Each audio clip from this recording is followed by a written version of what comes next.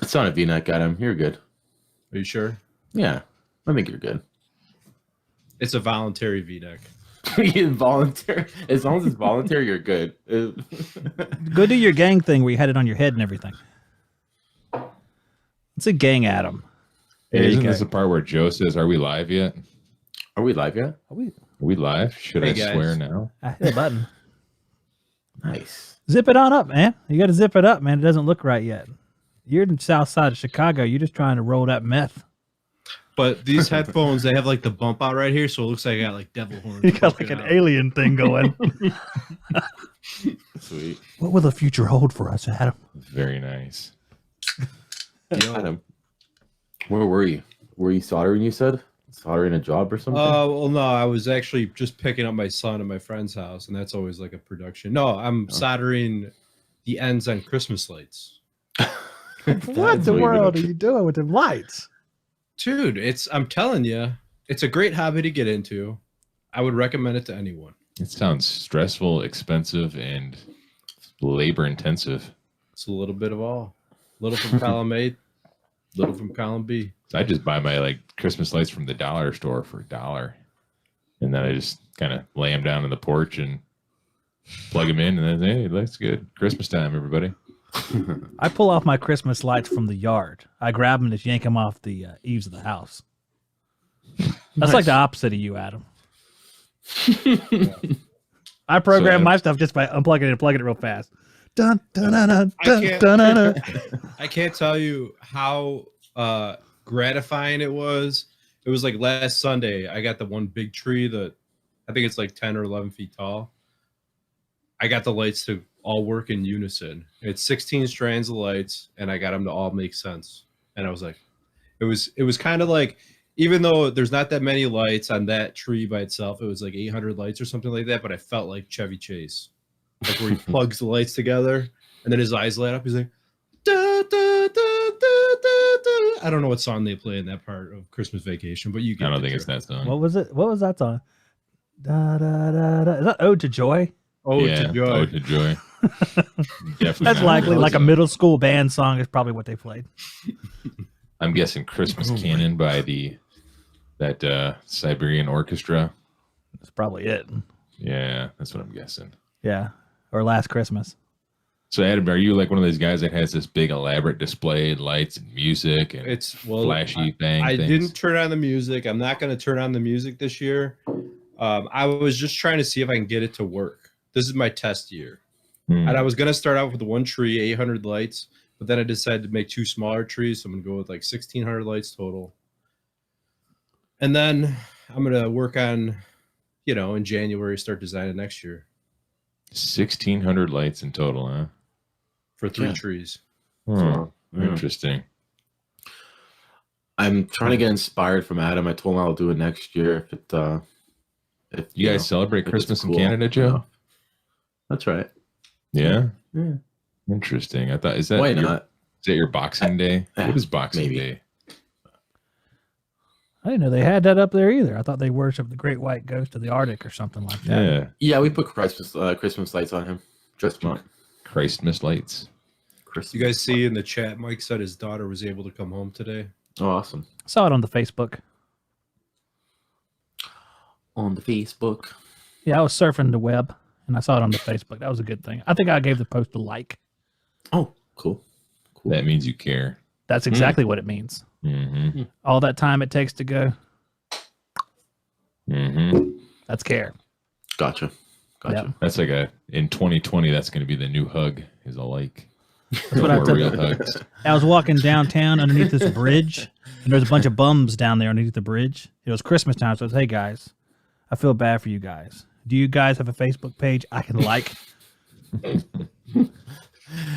Have your phones just like beside each other. That'll be Or awesome. what you need to do is just get little stickers of that like button and just like give them a sticker, like just put it right on their head or something. Like, I like you. You're doing good, you hobo. Try not to One wake of- them, you know. One of my best friends, his family moved to California and they came back, and him and his kids came over to visit maybe a month or two ago. And he was telling us, he's like, yeah, the last couple of years in the wintertime, I would take, because he lived in Chicago, I live in the suburbs. He was like, I take my kids, and his kids are pretty young. They're younger than my kids. And he's like, I take them to Lower Wacker Drive in Chicago and I pass out sandwiches to the homeless. And I'm like, I feel like an awful human being. Rookie, salt shakers. I'm missing something, dude. I don't know what's in this coffee right here, but I'm missing something. Is that salt shakers? It looks Pretty like cool. salt shakers. What does that mean? Did you put enough salt in your coffee? I put enough salt in my coffee? You don't salt your coffee in Canada? No. You should try That's- that now. That's very common down here. That's like putting sugar in your tomato sauce. You don't do that either? No. No. You haven't lived, bro. Come on, man. You talking to a wop about tomato sauce? Oh, wop. It's Yo, okay to be how many- racist to yourself. I mean, how many racial slurs are coming out of your mouth? Oh today? my Wow. god. Hey, yo, come on, you're Joe. What's the problem? Hey. Like I said before, you're the worst Canadian. Oh my god. You're not a very good example of Canada. I'm gonna Yeah. break the stereotypical nice Canada. No, well, I think what's happening is he's hanging around with us a little bit too much. In the very Mhm. beginning, someone would be like, Joe, you're a jerk off, you're an asshole. And Joe would be like, hey guys, it's all right. You know, I understand you're Get out of here. Maybe you got a point. I'm sorry. We're molding him, man. We're molding him. We got to mold him into an American. That way, when he does get here, he just fits right in. Mm-hmm. Have you watched the South Park movie yet? I think that'll complete it. Yeah, I have. Okay. It's been a while though, but I have. Yeah, when you get over here, you'll be like flicking cigarette butts at homeless people and Oh my giving kids the finger. Like, I'm Fuck American you. now. I shouldn't be swearing on here. yeah, I swear to. I Sorry. I did it at the It's last too minute late of the now. show. I know. They forgive me. Do Canadians get more prizes depending on the exchange rate? Oh dear. So did you guys have busy weeks or what? Thanksgiving, man. Oh yeah. Did you guys work today? Thanksgiving was yesterday, so did you work today? Yep. Well, yeah. Yeah. Yeah, what'd you guys do for the holiday? Adam, I know you had like, what, 300 people over? Yeah. How'd that turn out? How'd your bird turn out? It turned out good, but dude, it was so last year my problem is I change it up every single year how I do things. Hmm. Last year, I think I smoked the turkey at like 180, 190, starting at 11 o'clock at night the night before. And then I bumped it up around 10 a.m. or something like that. This year, I like casually woke up in the morning. I'm like, okay, around 8 o'clock, I'm going to get it going. Well, I had problems with my grill. It wouldn't work. So I finally got it going around 10:30, and I did the spatchcock method of the turkey where you kind of like fillet it and flatten out with the turkey, which creates it makes it cook a lot faster. Hmm. So it ended up, even with the late start, I started at a higher temperature, but it ended up getting done about 2 hours before we ate. Very So- nice. Did you just keep cooking? I did that one year in the past, and it doesn't turn out very well. So I took it off and then I threw it in the oven for like 20 minutes. I at like the end. turkey wafers. Yeah. Those are good, man. Taste-free turkey. Man, that's all right. That's okay. Yeah. What about How was Joe? your- Joe? Joe, how You was do your anything? Thanksgiving day? Did you enjoy it? Ah, never mind. Yeah, mine was in October. Jeez. Wait, Canadians have Thanksgiving? Yeah, we do. Yeah, what are you guys thankful for? Did you take Canada from the Indians too? Oh my gosh. Yes, Best- they did. Best comment ever. They really did, didn't they? I mean, they were up they there really too. did. Would you just like work them out of your state with all your kindness? No, we'd really appreciate it if you Here's guys more just blankets, guys.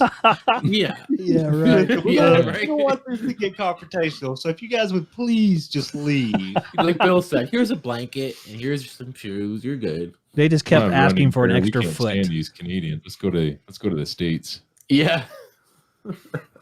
Running Bear. That's what I call all Indians. Running Bear. Running Bear. I can't think of a good Indian name. Nice.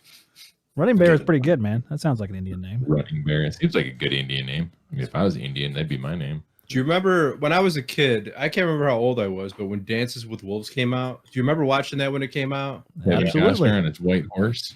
Yeah, I just remember that movie being like terrifying. Like I felt like I was there, What? and you're like, What? I thought it being, dude. When it came out, I just thought it not like terrifying, like oh, it's whatever, but it's like thinking to put yourself in the situation where he's out on, in the, whatever the fields or whatever by himself, and like Frontier. these The tribes of frontier. Indians come and try to kill him, basically, and then he Mhm. makes friends with them. I don't know. It was a good movie. Yeah, I think the scariest Kevin Costner movie would have to be The Postman. I love it the was like- Postman. 6 hours long, I loved it. and he was just delivering mail in like a post-apocalyptic world. Best part though, Tom Petty was in it. That's it. That was great. He was the mayor of the city, Bridge City. Oh, was he I forgot what he was. I just remember Absolutely, he I was think the he had mayor. a top hat on or something. Because he walked up to him, he's like, "I know you, man. You're famous." And it's Tom Petty. I was like, "That's cool, man." Nice. But he didn't start singing. That's what I want him to do. In the movie, was he actually playing Tom Petty or was he actually playing a character? I He don't was remember. playing Tom Petty. Really? So he's playing like Tom Petty if there was a real like war or whatever created that world. Absolutely. Because That's Kevin amazing. Costner said, "You're famous, man." Because, they didn't say his name, but they said he was famous. Yeah. Oh no, Have to that go was back. a good one. Justin said, "Waterworld." I like that. That was a crazy movie too. Yeah, that was pretty good. I did watch all of that. He's done some Yeah. funky shit before. That's kind of weird. Mm-hmm. He likes that stuff, though, evidently. Cheap rock. That Waterworld was Water- like if Mad Max and Baywatch had I a was movie, baby. just gonna say, like Mad Max of the Future with Mad water. Wax. That's a good Mad movie Wax. too. Mad Wax. You ever use Mimwax? See how we We transition should all the make- way to something else? Mid Yeah. Wax. Mimwax. Polyurethane. Landscape? Come on. Boy, I killed that shit. I know. I like Waterworld. It's great. Let's go back. Yeah, that's happier times talking about Waterworld. How he had his gills behind his ears and stuff. It's creepy. Let's was keep pretty cool. reviewing movies from the early '90s. How about Should. his movie, The War? You remember that one? I don't, actually. Remember that one? Mm-mm. When was that? Oh god, it was the '90s. It's got the freaking kids that like live in the junkyard or whatever. They call them the Lipnicki kids. I never saw that one. I don't remember that one. I'm See, I'm about to telling you. look it up now. Yeah, Google it. You'll remember it. I'm Googling it. Old Greg. I'm gonna look up old Greg. Did you ever Mike said see to look the- like him. Did you ever see the movie? Not related, but Oh my god. movie Abyss. The Oh, you're Abyss or lagging at whatever. him. Hello, can you hear me? I can hear you now. Great. That comment went into the abyss. I just upgraded my phone service. I remember this movie. You're right, because that's I remember that kid's name, or I should remember his name. Dang, Elijah Wood. Exactly. Yeah. Okay. All right. Yeah. I think my Christmas lights are draining my network. Yeah, you're the only person with Wi-Fi Christmas lights out there, probably. I bet you what you did with all those Christmas lights, you essentially created a Faraday cage around your house so the microwaves and internet signal just can't get in and can't get out. Way to bring it home, Bill. That was nice. Mm-hmm. Yeah. Tied it right in with some HVAC stuff. These guys talk about old Greg in the chat. Y'all, please tell me y'all seen that. Old Greg. Mike Okay. said I look like old Greg. Thanks, Mike. What's Oh, that? he did? Yeah. Is that a good thing? No, I looked it up. Doesn't seem to It's be. not a good thing. If you haven't watched that video, you need to watch it. It's Old Greg. freaking hilarious. Oh my god. I can't What's that? believe you guys ain't see that. Rookie Refrigeration's watching the Green Mile before he runs a call. He said, Hey, that was pretty good. What are So- there? I don't know what that's from. Yeah, Adam, go ahead. I don't know what else is going on. Not much. So you guys want to talk about 80 efficiency and 90 efficiency? Hell yeah. You want to talk about 80s practical or Can we 90s, talk the about luxurious can we piece talk of shit about- that they are? We talk about a heat pump in Illinois first. We can do that too, bro. Does that happen, bro? Do it. We just installed one. Deep Yeah, South we did. Illinois. Really? We tried to talk him out of it. The guy insisted. He's an engineer, of shit. course. Yeah. So he insisted on going with heat pump, and he was very upset at the end of the job. Primary heat? Sorry. Primary heat? No, it's dual fuel. Oh, okay. Ooh, Justin. But the furnaces we installed, the sight glass does not have a clear view to the error codes on the circuit board, and he was very unhappy about that. He doesn't know what they are. He wants to know, how do I know if there's an issue with my furnace or the heat pump if I don't see the error codes? The coldness of the house? Yeah. That's what I said. Yeah. You will be cold, and then you will call us, and then we will come tell you what's wrong. And you have a great warranty, so you don't have to know. You're on the need to know basis, and this is something you do not need to know. Adam told him, he's like, that's something you don't need to know. That's what we need to know. Nice. He didn't like that response. No, he wants me to give him my password to the Bluetooth app to set up the heat pump and all that. Hell no. Oh, this is a mana. He wants to set up his heat pump down to at least 30 degrees cutoff, at least. Why? He's an idiot. No way. Now, They do you great. might- They do great at 30. No, he was insisting that it has nothing to do with the temperature outside. All it has to do is the difference in temperature outside to inside. And he keeps his house at 62 degrees, so he should be fine running it colder.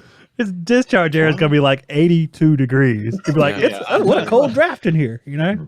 It absolutely has to do with like do any research on he obviously hasn't done much research on a freaking heat pump because outside temperature does dictate what kind of temperature rise you have. So HVAC Survival says he runs his at 20. That's great. I mean, it's all about, what do they call it? The balance point, right? Balance point on a heat pump, there's a curve. And it's basically the colder it is outside, the more heat you need inside and the less output it produces. His house is like an 80-year-old house. Yes. No insulation. And he's trying to run it off a 3-ton heat pump. Yeah. In Chicago. What kind of Good luck. heat pump is it? I mean, what 16 SEER, 3-ton, single stage? Two 2-stage. stage. 2-stage? Yeah. Man, I wouldn't go down to 30, I don't think. Yeah. Well, no, it's like I told Adam. I said, man, and maybe the guy might prove us wrong. I don't know, but I've seen it more times than I can count. People want to set the heat pump way too low, and it gets cold outside, and the temperature rise isn't good, especially somebody that's used to gas, and then they start using a heat pump. They go, oh, it's blowing cold air. It's blowing cold air. It's not working. I'm like, no, it's not blowing cold air. You just do not have the temperature rise that you do with a furnace, and it's going to run. When it gets cold and you're running in heat pump mode, it's going to run. Yeah. Now, this might sound like a naive question, but when you're talking about setting it to 30, that's the cutoff point, right? Set it to 30 degrees. Anything below that, it's not going to run. It'll Right. fire gas Right. instead. But even 30 degrees seems. I honestly, I mean, everybody's going to have their own opinion, but I was always 35. 35 was the lowest I wanted to say. I mean, I think if you want to get really technical with it, every piece of equipment in their service specs, they have a chart with the curve. yeah. And there's a point where it will produce 100% output.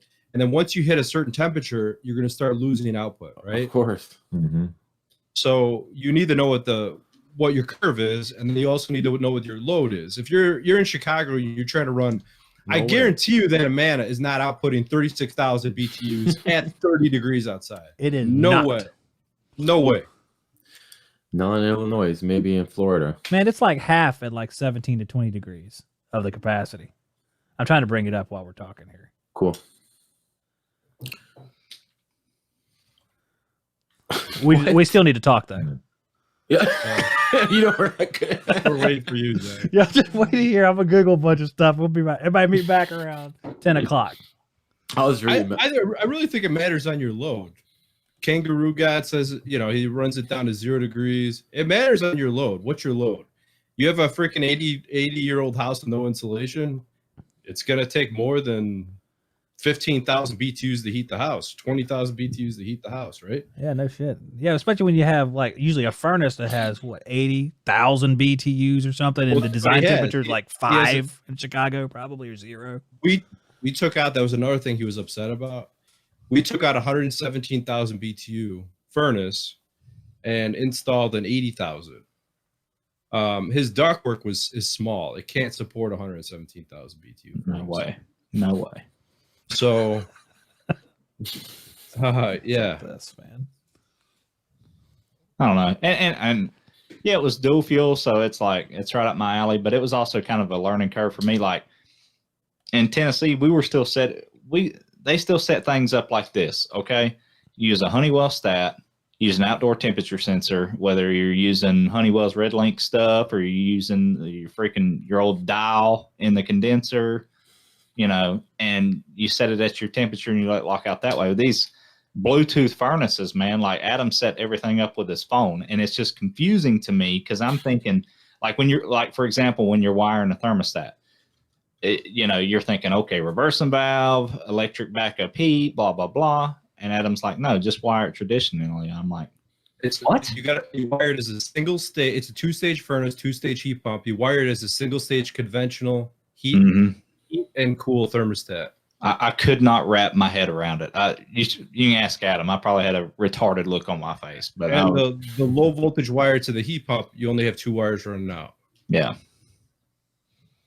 For a 2-stage heat pump. So crazy. It's different. This might also sound like a dumb question, but with a 2-stage heat pump, is it just the blower amping up? Or is there I can't imagine there's 2 compressors in there? 2-stage compressor kicks on. It's the unloading. Isn't there there's an unloading ring in most of them now. My mom has an old American Standard, an 18-seer, and there's 2 compressors in that freaking beast. Those are such a pain in the ass to work on. How low does that one go down to, Adam, that one that your mom has? I think I have her set. She would complain. I think I set hers to 45, and she's like, my electric bill is out of this world on an 18-seer. So I'm like, just stop using the heat pump. Just use gas. Because she has a 97% furnace. I'm like, just use the gas. Wow. Did that house come with it, or did you install it? I installed it, and the only reason we did is because I got $1,500 off. They have a sale every couple of years at the distributor, and they have a scratch and dent / obsolete sale. And they had the communicating heat pump sitting there, an 18-seer, and they stopped making 18-seers, went up to 20-seers. So we got a freaking steal on it, and that actually has the charge assist on it, where you don't actually need to measure superheat subcooling if you don't want to. You hook up your gauge of refrigerant, press charge on it, it stabilizes. There's a light stabilizing, keep flashing. Wow. And then once it stabilizes, it stays on. And then it will either say add or remove charge. And you just open your jug until it says charged and then close it off. That's a DIY special, bud. Seriously, homeowner special right there. The homeowner special. Unintended consequence. Wow. All right, man. I have some great information here. Go for it. I think here. Let's see. So let's talk about the output on high stage of the, GSZC 16, which is the Goodman, I guess. Yeah. And at 47 degrees, it's 34,000 BTUs. But, okay, let's say at the balance point of 30 degrees, it's 25,000. So it's about 2 tons. And if you go down to 20 degrees, it's under 2 tons. And here's the funny thing here, which I think is a lot to do with what we're talking about. We're talking about high pressure and low pressure are listed on here. So at 40 degrees is where you drop below 100 PSI for the 410A unit, where you get into the freezing range. So I'm guessing it defrosts a shit ton more. And you might pass the efficiency where the gas becomes more efficient at that point. Of course. So I think that's probably why it's 35 or 40 degrees is a changeover naturally. Well, I have a couple. I actually have Justin. You know, Boise Construction. Right. We do all like the high end stuff for them. Mm-hmm. The son, Eric Bosie, at his house, he has like this rinky dink addition that he bought it with the house with the addition on it. It's like an army crawl space in this thing. It's rough. Yeah. No attic in the place. It had a wall heater, and a wall air conditioner, like through the wall air conditioner, and they wanted to get rid of it and make it all look nice. So I ended up putting in. They insulated it really well, and the only source of heat. This is a pretty big square footage. I can't remember what it is. Maybe 400 square feet or so. Maybe even a little bit more. Only source of heat in Chicago is mini split heat pump. I went to XLTH Fujitsu, and he's never complained about it. Yeah. Wow. That's crazy. Bill's Googling stuff down there. Can you hear the keyboard? I'm going through a crash course of heat pumps so I can get in on this conversation. Bill's down to like how to talk to people about heat boilers. pumps. Yeah, or the let me Google boilers. I don't know. Anything residential. We're breaking up, Bill. I don't know anything about boilers and heat pumps and all your fancy stuff from Chicago. Oh, you should have seen. You should have seen Adam, the installer, Jesus. Like, I'm guessing, Adam, correct me if I'm wrong, but is this the first heat pump you've done since he's worked for you? Yeah. You should have seen the look on his face. He's out there like at the condenser asking me questions and stuff. He's like, so why is this running right now? Of course. I'm trying to explain it to him, and like, you know how you have those people that go, oh, okay, but you know they're not getting it. They're just saying okay. That's how he was. Poor guy. Cool. Yeah, he was asking me like why we're putting it on legs and stuff like that, and I'm cool with answering all that, but like we were doing 2 systems in that house, and there was a lot of crap to do, and it was all hacked in, so we were fixing a lot of stuff as well. So it was like, hey, I can't have teaching time right now. I'm like, hey man, braze this thing in and let's talk later. Yeah, no kidding. You're like, shut up, I want to get this done. Boss man, that's funny. Typical boss, eh? I would do the same. So Zach, Mel is saying you guys have a humidity problem. Yeah, she says, tell Zach to fix our bedroom humidity issue so I can run heat and don't sweat. The sweating's not from the humidity in the bedroom. Ooh, it's the fire in the bedroom. It's from the love. Let's see if she wants to continue with this conversation now. No, we're good. You answered. Have you measured the humidity? Yeah, it's on the thermostat. Isn't there a song about humidity, like till the sweat drops down by something? I remember that rap song. You should Google that, Bill. To the something, to the wall. Ski. That's the one. Yeah. From the windows to the walls. Jesus. I don't know, man. I don't listen to that Bone Thugs and Harmony stuff. What else y'all want to talk about? Ricky's asking how are you running the heat pump with 2 wires? It's a communicating heat pump, 16 SEER. The wires are only communicating wires. It's just data going back and forth. Yeah. And y'all put the transformer inside, use the same transformer? You have 2 transformers inside or what? The heat pump has its own external transformer to power. Okay. Yeah, I got you. In the condenser, I'm assuming? Yeah. Yeah, you're hot and your common's coming off your transformer out there, and then you just have 2 data wires coming from inside. Gotcha. You ever play with all the little switches on there? See what happens? There's a bunch of little switches. You move one of the covers, there's all these bias switches. Go ahead and flick them on and see what happens. Got a service call. No communication. Yeah. I don't. Is there switches on that one? I don't know. I think it's all Bluetooth. There might not be any more. I don't think there was. There probably wasn't. This was, I don't know, a few years ago. But they weren't Bluetooth then. I think rookie would be a good guy to have working for you as a rookie. HVAC rookie. See the questions he asks. He's interested. When guys ask questions like that, you're interested. And you're getting into the field, you're interested. I like that. Pretty cool. Do you want to come and visit the greater Chicagoland area, rookie? I don't know. He's got that nice Florida weather. Florida? I thought it was in Cali. I thought he was in Oh yeah, you might be California. Yeah, it might be California. I think he's in Minnesota. I can't remember. I'm just making Minnesota, stuff up Zach. there. No. I think he was from the Hawaiian Islands. What? He's from I Want to Pika Pee. I don't know. It might have been Kamana Wanalea. Come on, Leia. Those are all from Grumpy Old Men. Haven't you seen that movie? Come on. No. No, Yeah, I don't know. Come I on. don't know that movie. He's got family in Detroit. He's coming by you, Bill. There you go. Oh, Oh, yeah, okay. he mentioned something about that. I bet they all have guns and they're probably out shooting people right now. They're That's shooting what their they do in squatters. Detroit. It's Detroit, That's man. why the movie RoboCop was almost entirely filmed in Detroit. Yeah, no kidding. And there's Right, actually, I like think a war there's zone. a RoboCop statue in Detroit somewhere now. Wow. Just like Yeah. there's a Rocky statue in Philadelphia. Shannon said he likes to flip dip switch. I'm assuming that's what they are in there, or they just dip switches. does. Let me hit these.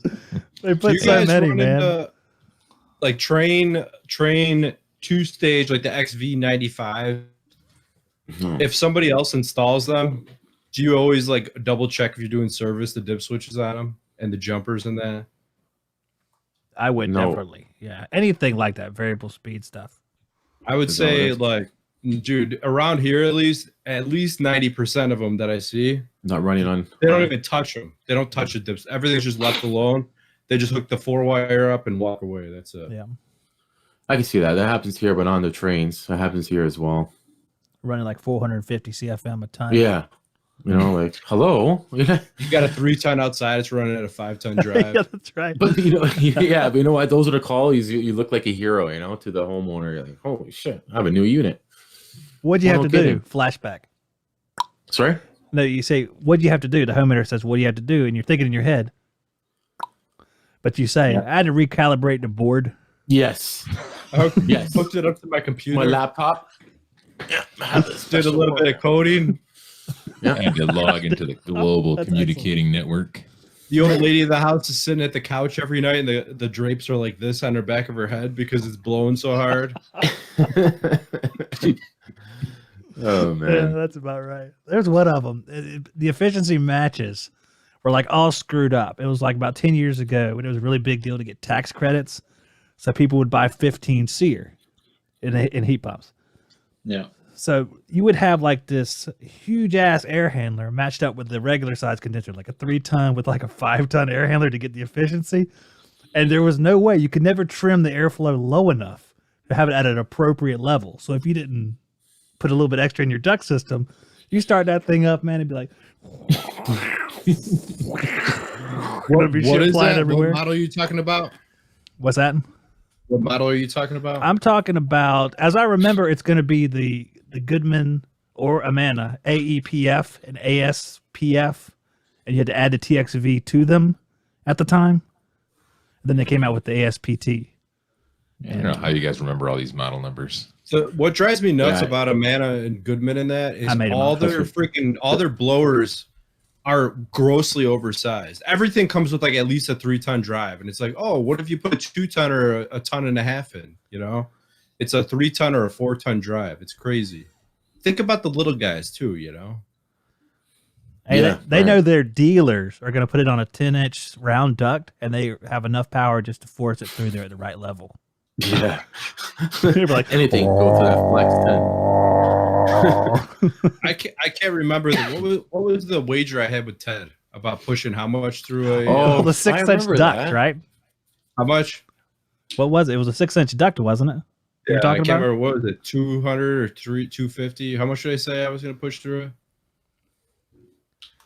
I don't remember how much exactly. 300? It was 3,000. It was Maybe it about- was. I don't know. I thought Maybe it it was was more than that. 300.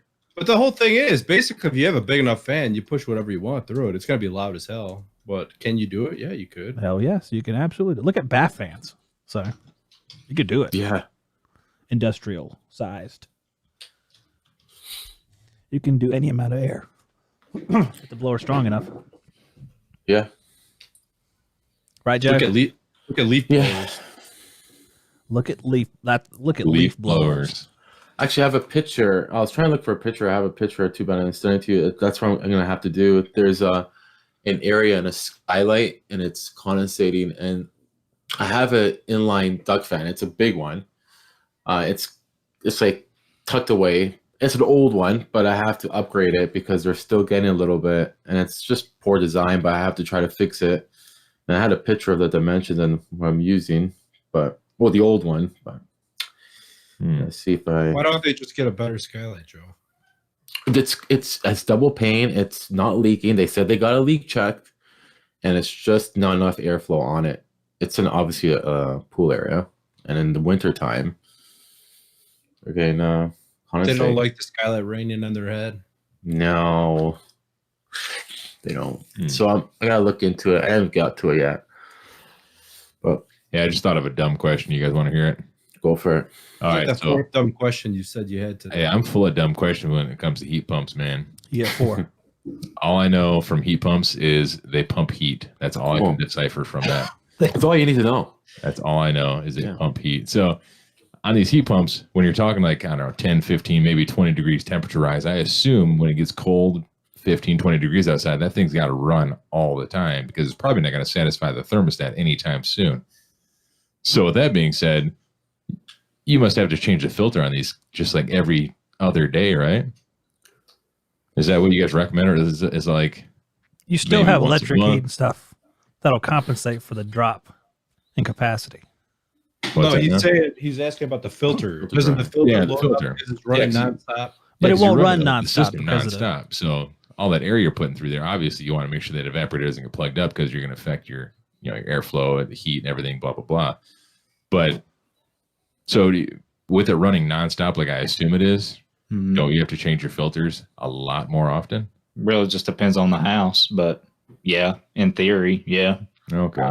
A lot of times, and in Tennessee anyway, I don't know about North Carolina or other places, but it's one central return. So you got a 24 by 30 or whatever, 20 by 25 or whatever. You have one return, unless it's like a 5-ton. Then you might have one on one side of the house and one on the other side of the house. But yeah, I mean, it's not uncommon to have to change filters there.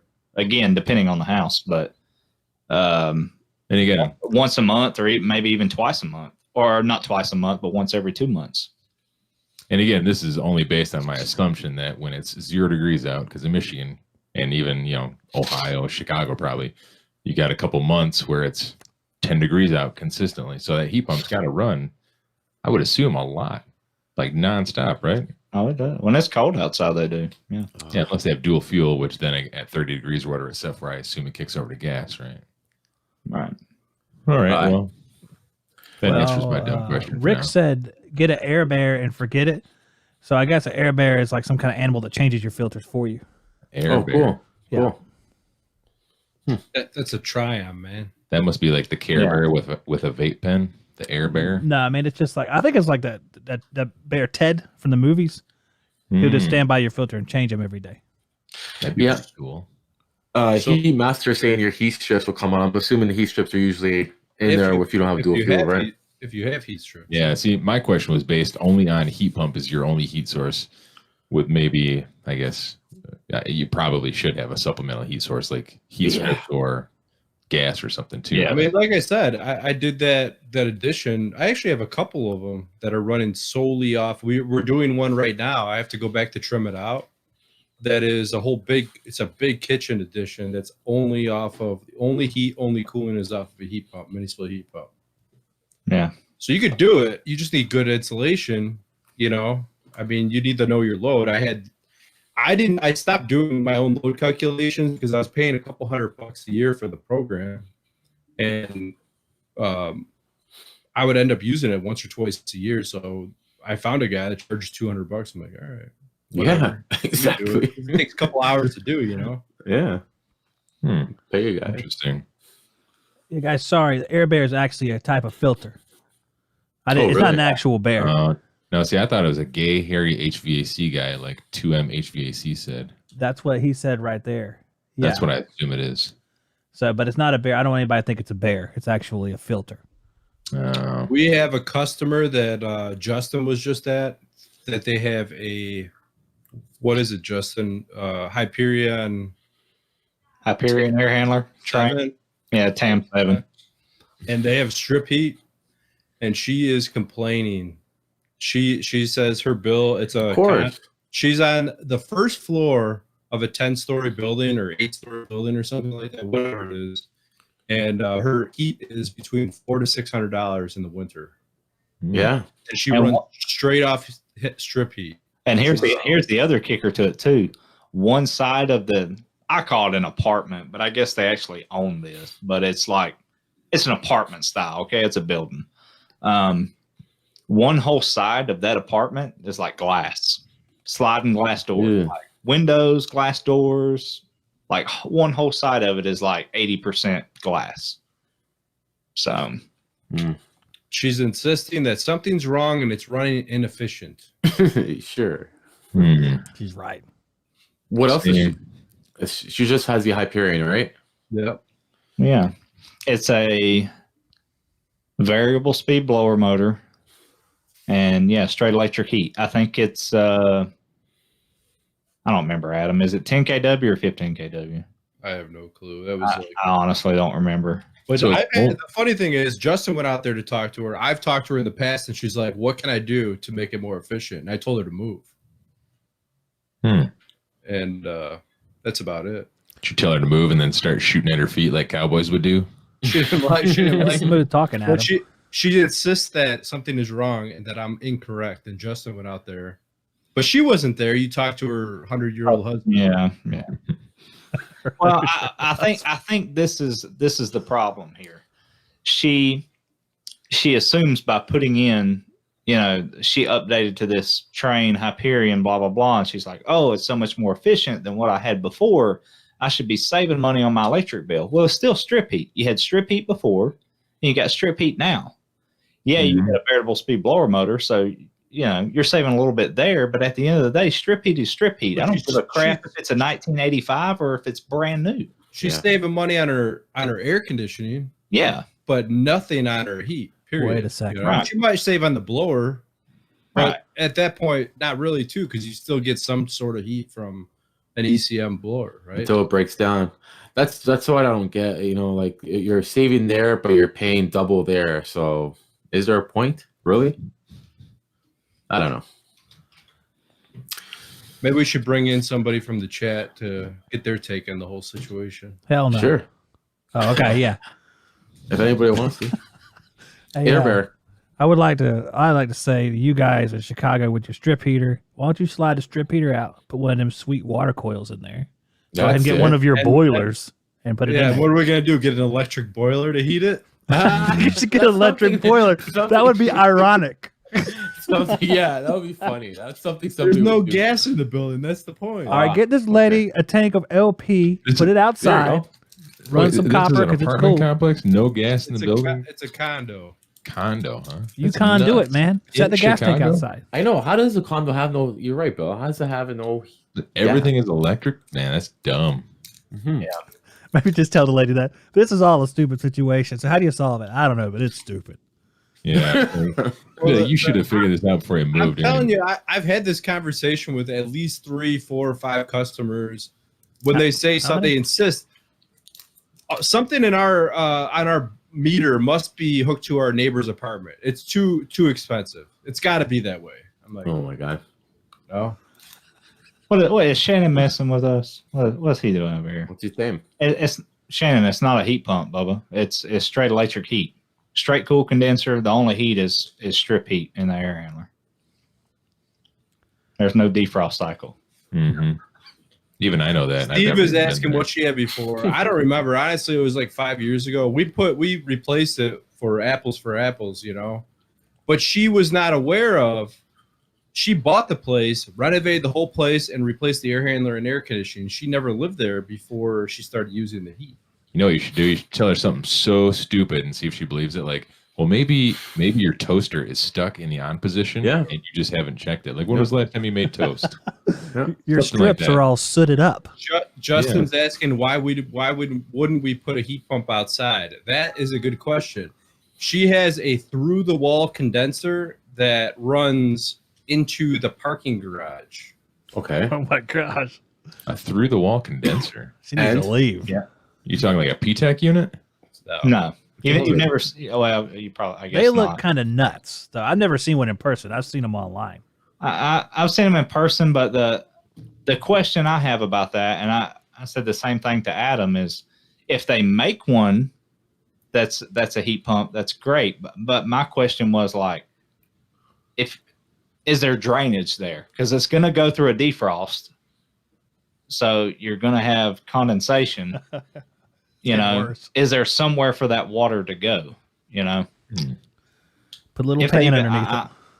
surely they make something that's a heat pump like that. I don't know. I mean, if she's got a through the wall condenser, could you swap that out with a PTEC unit, a heat pump PTEC unit? But the problem is all of her ducts are in her unit.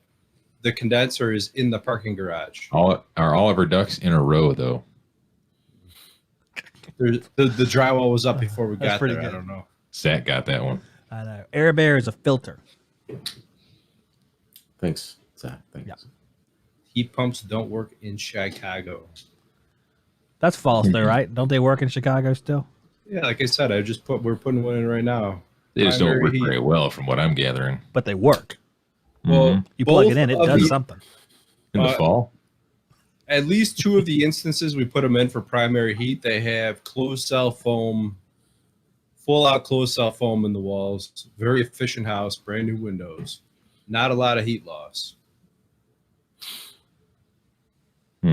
interesting. And those Fujitsus, those suckers go down to negative 15 degrees, I believe, at 100% capacity. Yeah, somebody was mentioning in the chat as well.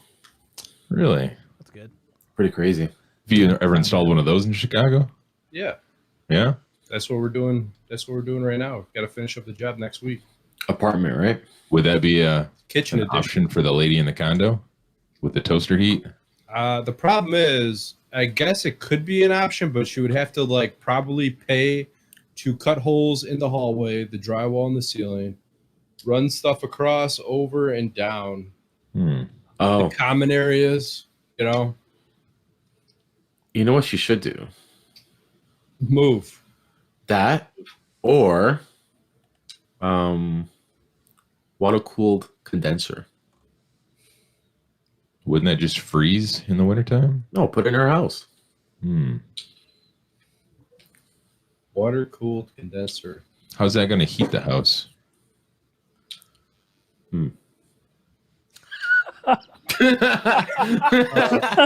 Hey, Then Zach, you could heat the house. I'm like, good idea, Joe. Yeah, my bad. I thought that's fantastic, Joe. I'm thinking AC here. Sorry, guys. Oh, shit, I'm my thinking phone's AC. ringing. Sorry. It's okay. I'll be all right. Yamo is in our private chat and he says Mirage is better. We don't even know what Mirage is. What is a Mirage? It's like You can ask him. It's a Mexican Hey, company who's who that make. guy with the fancy Yeah, it's mustache? a Mexican company of mini splits. Oh, he's here. Yeah, I'm here, Joe. Oh, You yeah. miss me? I like Steve Damansky. He's got a great idea. She just needs a Snuggie. Yeah. Adam's gonna buy our electric blankets for Christmas. There you go, with your logo on it and your phone number. Yeah, because electric blankets are going to be much more efficient. With your logo. Yeah, I know. Well, If we this get blanket fails, please call. high, but Merry Christmas. Here you go. her we a need to get her thermal some- blanket. We need to Get her a get thermal gas blanket powered. hooked up to a water cooled condenser to be all set. There you go. Now we're talking. That should be your last resort to people, Adam. When you just can't solve a problem. You know what? Here you go. Here's a blanket. That's our last resort. It'll work. That would be hilarious. So what do they Oh, say? oh, Electric strip heat is a 1-to-1 COP, right? 1-to-1 coefficient of performance.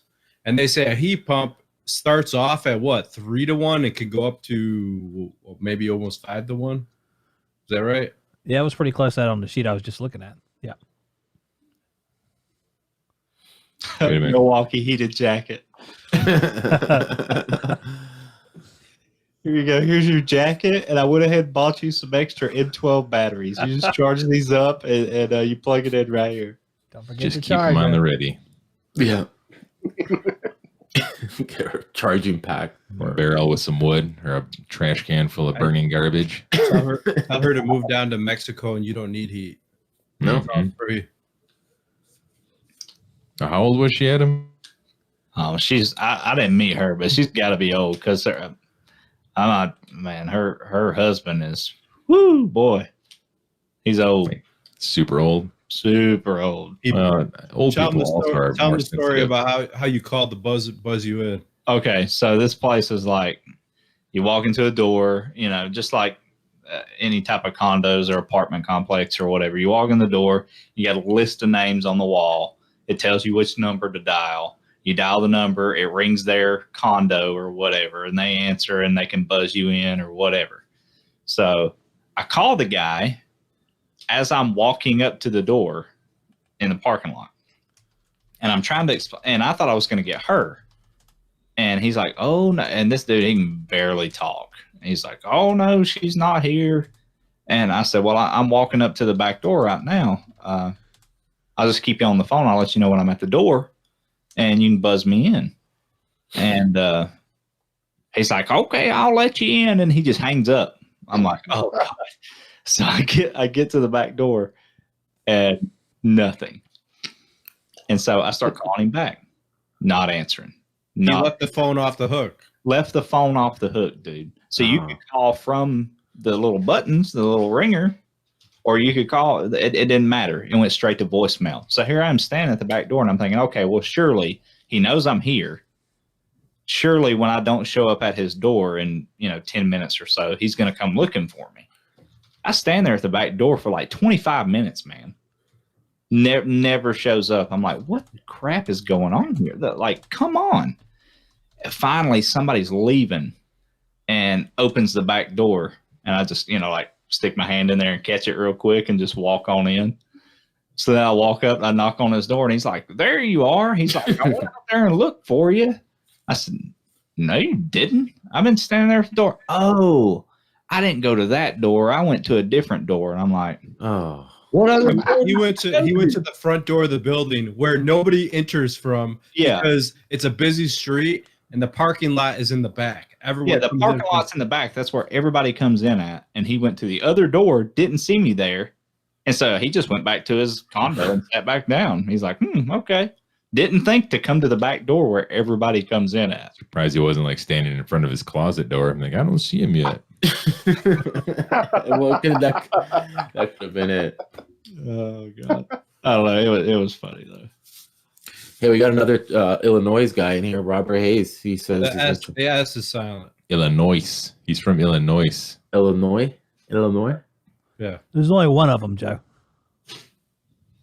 He's in the suburbs. There's only one Adam. Isn't that the Carolinas? Hey, where is Walker, anyways? That big winner guy, him. Texas Ranger? No, Adam Walker, the big winner from Hey, Canada. quick side note, they're actually rebooting that show, Walker, Texas Ranger. It's just going to be called Walker now. Just for you guys that are interested in random Walker, Texas Ranger facts. I wonder if Robert Hayes needs a job or would like to get paid more. Oh, Robert Hayes. You want to come on a one-day interview, which includes running service calls and or installing? How about come in here right now and interview? Yeah, live interview. Let's that interview would him be now. Yeah. That would be awesome to watch. Like 6 people interviewing him at the same time, just hitting them with questions that don't make any sense. What's He works 2 jobs. You can quit both of those jobs and start working for me, Robert Hayes. Oh. is he as silent? Robert Illinois, man. He's talking about Illinois. Hey. Hayes. I thought he was asking is Hayes silent? I was. In the United yeah. States, Joe, all Yeah. S's are silent. Just so you know. Say, So what how do do you you- the county? It's the United States. United State. He doesn't know United- hit. United States. Zach won't get any X tonight. Gotcha. Likely Uh-oh. true. Likely true. He's got a county job. He's on Easy Street. Sorry. Oh, yeah, you can't beat the county game. Rookie said, be careful, Justin is tough when it comes to questions. Yeah, let me do the interview process, Adam. Oh. Everybody you interview, let me interview him. But before the interview, you got to be like, you got to watch this video All right. before the interview. Let's have a pretend interview right now. I want someone to come in here. here. Someone needs to come in here. Yeah. Rookie. Put out a link, and we're gonna have a pretend interview right now. Justin's interviewing. It's Yes, gonna take me a great second. idea. Hold on, let me. bring it. Okay. Go ahead and That keep was good. talking. That was a good. That was a good. Good little thing there you got there, Adam. What little Illinois. thing? If I had a nickel for every time I've heard that sentence, Joe. That's a good one. your wife's been saying it a lot, eh? Oh my! Why is the HVAC overtime screen on? Because I'm using the screen on the computer right now. Oh, gotcha. That's why. Good call. My YouTube still says we're waiting to start. Your YouTube has a friggin' problem. Yeah, you need to refresh. You got to turn off them outside lights you got on, all those Christmas lights. Yeah, I hope somebody actually hits this damn link. he's gonna have to like buy a Generac just to A run the rookie Christmas said, lights. hell no, he's not coming on. He's lying. He's been on before. What's the problem, rookie? Get over it. I know what's up. He doesn't want to be. He doesn't want to face the pressure. What is the mother effing problem, rookie?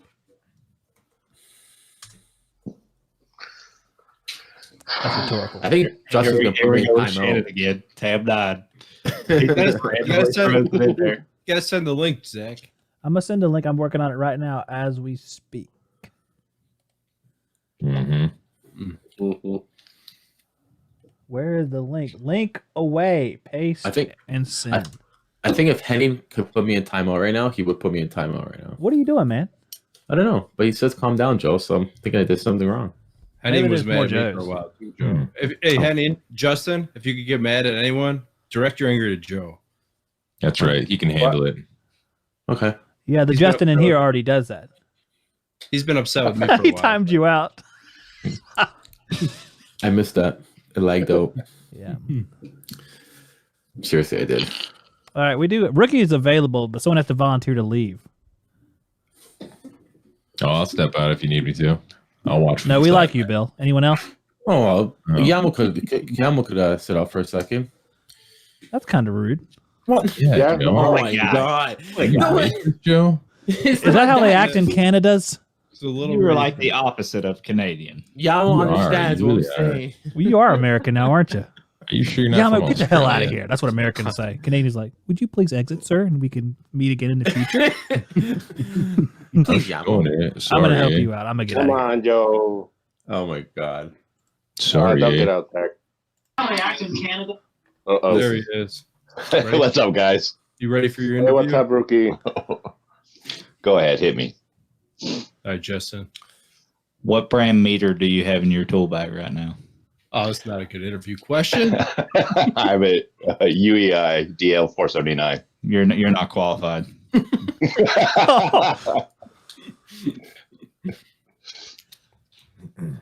How much experience do you have? Okay, what the hell kind of question was that? About 18. Isn't Shop Talk sponsored by UEI? Hey, wait, what is it about the DL 479 that we can't hire people in Chicago? And I'm sorry, Yamo, but I had to interject. Okay, I'm just curious. What's the problem, you guys? You two are the biggest pain in the ass for UEI. The freaking Yellow Jacket manifold.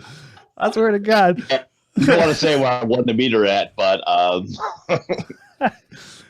Adam throws fucking holy water on the Yellow Jacket manifold at Mass. You know. I'm sorry. Do you go to Yellow Mass? Jacket? Is that right? Is that the religion? Oh my god! I'm in Oh, you timeout. I'm trying to answer a guy's question. He told you that 5 minutes ago, Yeah. dude. I Yeah, didn't Joe. hear him. Even I'm I in knew that. timeout. Sorry, rookie, for getting your interview, guys. It's very unprofessional. Cutting this interview in Yeah. half. Hey, Yamo, you can come right back in just a minute, but I felt like I had to come in here for this. I'm sorry. You can be right All back. right. Okay. Second question. He's got to be vetted. well, this will be the third question. To me, HVAC. I'll answer your question later. Go ahead, guys. Sorry. Okay. HR rules apply here.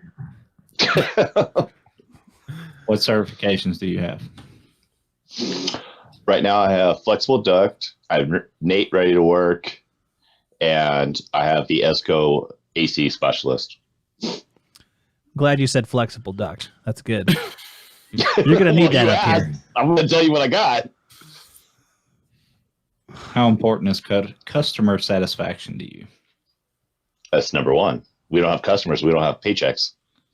Good answer. Yeah, I doubt in an interview you're ever going to get anybody who says, I don't really care about that too much. Who needs customers? I think questions like that in the interview, you're leading the guy. Like, everybody knows what to say in that question. Listen, They'll be like, customer fucking service. Who cares about customer? Oh, I mean, they're great. I love them. This commercial. how do you feel about IQ? Indoor air quality. That's a good one. No, just the 3 letters in general. Well, I don't know. You guys are kind of tricky, so I have to be careful what I say. Inside ass questions. Oh, indoor air quality is important. We don't do much of it in California, though. Like for treatment, I know it's important, but I'm saying for Everything treatment. causes cancer there. That's right. Prop 65, everything. Even You can't even buy a filter without signing off on a Prop 65. Dude, listen, there's stickers on freaking chewing gum I buy in Illinois that says this is Prop 65 California causes cancer. I'm like, what? No, I'm just joking. But literally it's on a lot of stuff. I agree, Curtis. I can't believe I'm timeout. I can't What believe is Justin- your Let it go, strongest Joe. Let point it in go. HVAC, All right. Ricky? Yeah. Sorry, I didn't hear you, Adam. Joe was talking over you. What's your strongest point? What do you add? What is your most beneficial quality to add to a company? Oh, that's a good damn question, Adam. Best thing that I offer is I'm willing to learn. I don't care. I never say I know too much. I always rely on my other coworkers. What would you say your weakness is? What could you improve on? That's my favorite one. I could use more patience. Sometimes I get frustrated. I had actually a heat pump the other day. We only had 2 wires and it wasn't communicating. That's why I was asking how you did it. But after tracing out all the wires, I found out that some asshole before me had unplugged the reversing valve, so it defaulted in cold, and I couldn't get the heat to come back on without rewiring it. Blew up transformer doing it.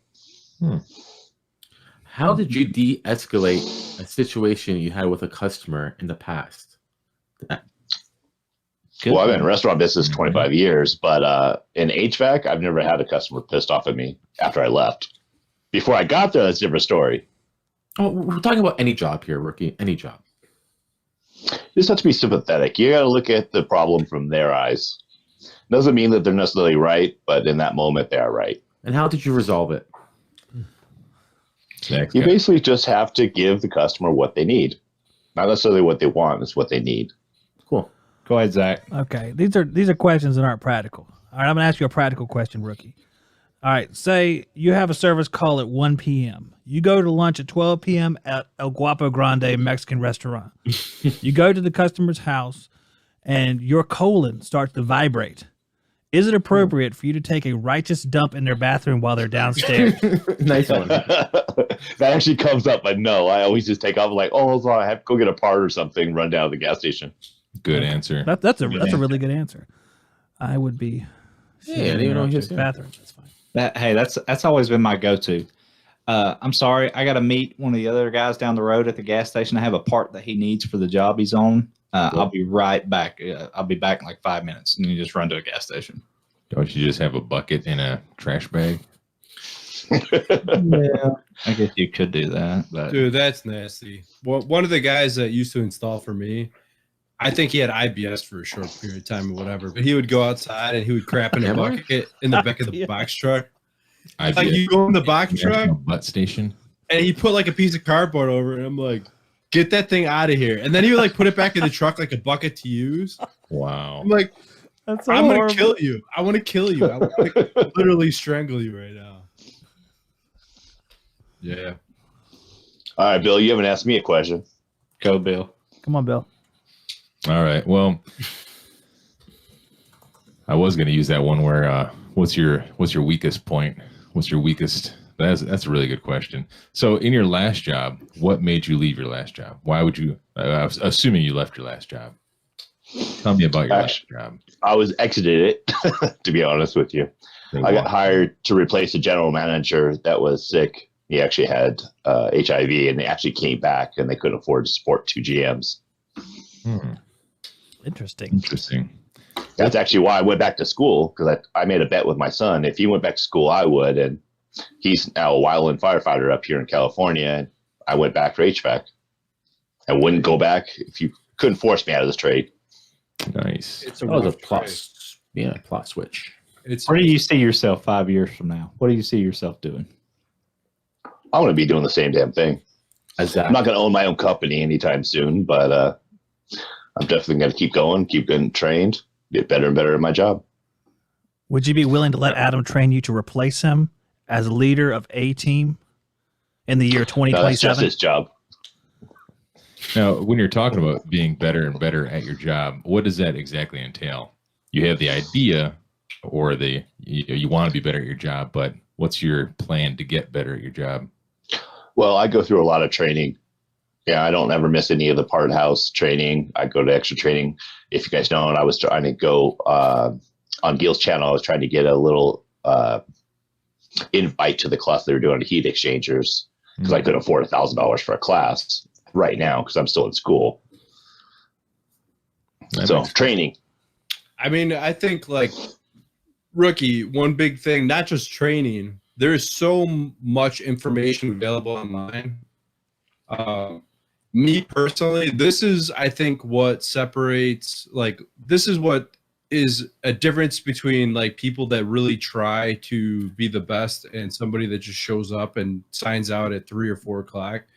If you don't understand something, and even if somebody else helps you, if you still don't understand it, you got to go home. You got to figure it out. Period. And if you don't have it in training, you got to look it up online. You got to watch videos. You got to do whatever you got to do. Look, what's sitting right next to me? Look at Nice. And I'm gonna grab my other one. that. Nice. I don't know if you guys can Nice. see it, but Usually when people say they're going to grab their other one, they're talking about something else. I was saving that for you, Bill. I'm gonna Nice. grab my other one. Very nice. You know, what I like to do when I'm doing interviews, one part of my interview is usually a 25 question, like just a tech quiz that I give the guys. And it really just gives me a general idea of some of the stuff you know. It's not like if you fail, I'm not going to hire you. It's more or less, all right, so this kind of leads me down a path of knowing what your weak point is, your strong suits, stuff like that. And then after that, I just really talk to the guys about like, hey, what do you do after work? How's your family? Not really how's your family life, but what are your hobbies? What do you like to do besides work? Why'd you get into the trades? Mm-hmm. Stuff like that. I try to get a real good idea of what kind of person I'm dealing with, because you can't train or fix most people's personalities. You can probably train, the right guy you can obviously train. And That's what I always say, Bill. I said, if you have personality, I can train you, because knowledge is something I can give you. Personality is something you're born with. You either have it or you don't. yeah, like if you got a magnetic personality and you're just full of joy and happiness like me, you're just going to gravitate. You got to be hungry. You got to be hungry. I spend every waking minute, because I'm a little bit older, as you guys can tell. I'm getting in the trade a little late. I spend every minute I have on reading books, watching videos, doing research. It's all I constantly do. For me, what it stems back to, one of my favorite movie series of all time, Rocky, which probably everyone will laugh at, but I love Rocky. when Rocky starts losing and they tell him, like, Rocky, you lost the eye of the tiger. You lost the eye. You got to get back. You got to have the eye of the tiger. You got to be hungry. And that's the whole thing. You got to stay hungry. That's true. Adam, you're lagging bad, buddy. I think Sorry. Adam said that my Tiger at that's what I Philadelphia, heard. Rocky. Apollo Christmas lights, Creed, yeah. Rocky at Philadelphia, Apollo Yeah. Creed. That's what he said. Get up Listen. because Mickey loves you. What You know about what? you, Joe? Rookie. Show up to the interview with a V-neck, like Michael says. Got the job. Personality. Bang. If I was in Canada, maybe. Ooh. The nightclub. Hey, Ooh. hey, you have another applicant. I just want to let you know, Adam, there's another applicant here. And Rookie left automatically when I said that, like it's some kind of magic friggin' force. Is it All right. Rick? All right, here. Let's bring on Who our is it? next applicant for Adam's company, which only gets applicants from the internet, like some kind of strange, weird thing, like he can't get people from the actual town he lives in. Here is Wrong Rick. person. Rick is here. Hey, Rick. Hey, you look like that guy from the YouTube channel. No, that's not me. Sound like him too. That's weird. Nope, not me. Do you live in Okay, you Ohio got a by any different shirt chance? on, though. Yeah, if you guys remember Northwest Ohio HVAC Videos, that was me. That's I me. changed the name because of some problems at work. So in our negotiations, basically I said, hey, I'll make sure that the company's not seen anywhere in the videos, and I will get rid of the name. That way any customers won't figure out, that it's video of possibly their stuff, which was kind of a lot of the problem to begin with. I had one or two coworkers that was the reason why everything went downhill. So that's the reason why I changed the name after negotiating things with the boss. So here I am so far and haven't had any talks with him. So things have been okay. Nice. Very nice. And I couldn't really talk about it because I knew he was monitoring it and I knew the other ones were monitoring it. So I had to be kind of careful what I said. And we were originally going to do an interview with Zach and me a while back, but I figured everything kind of was going downhill. And it was like, well, what's the point if I can't get back online? So right now, everything's kind of building back up, which is kind of cool. So I still have all my old videos, and I've considered going through and editing anything out that may have caused them to have issues with it, and basically maybe repost those if I found ones that were more popular or something like that. So anyhow, so you're hiring, are you? We're doing some job interview questions. Here we go. Let's get her done. Go ahead. That's No, your you're question, asking me, man. I thought. Yeah, go ahead. Ju- Come on, Justin. Adam. Oh, Justin's got it. Justin's the pit bull for Adam. Go. I wouldn't say I'm a pit bull. This guy obviously knows what he's talking about. What are you going to ask this guy? Yeah. Oh, I So learned everything give him online. some level I don't have a threes. clue. There you go. I You're watch a hired. video You're first hired. and then I upload it. What would you say your weakness is in the trade? Mine would be chillers and anything major, massive industrial. The residential stuff is what I started out in, and it's pretty much that's my strongest thing.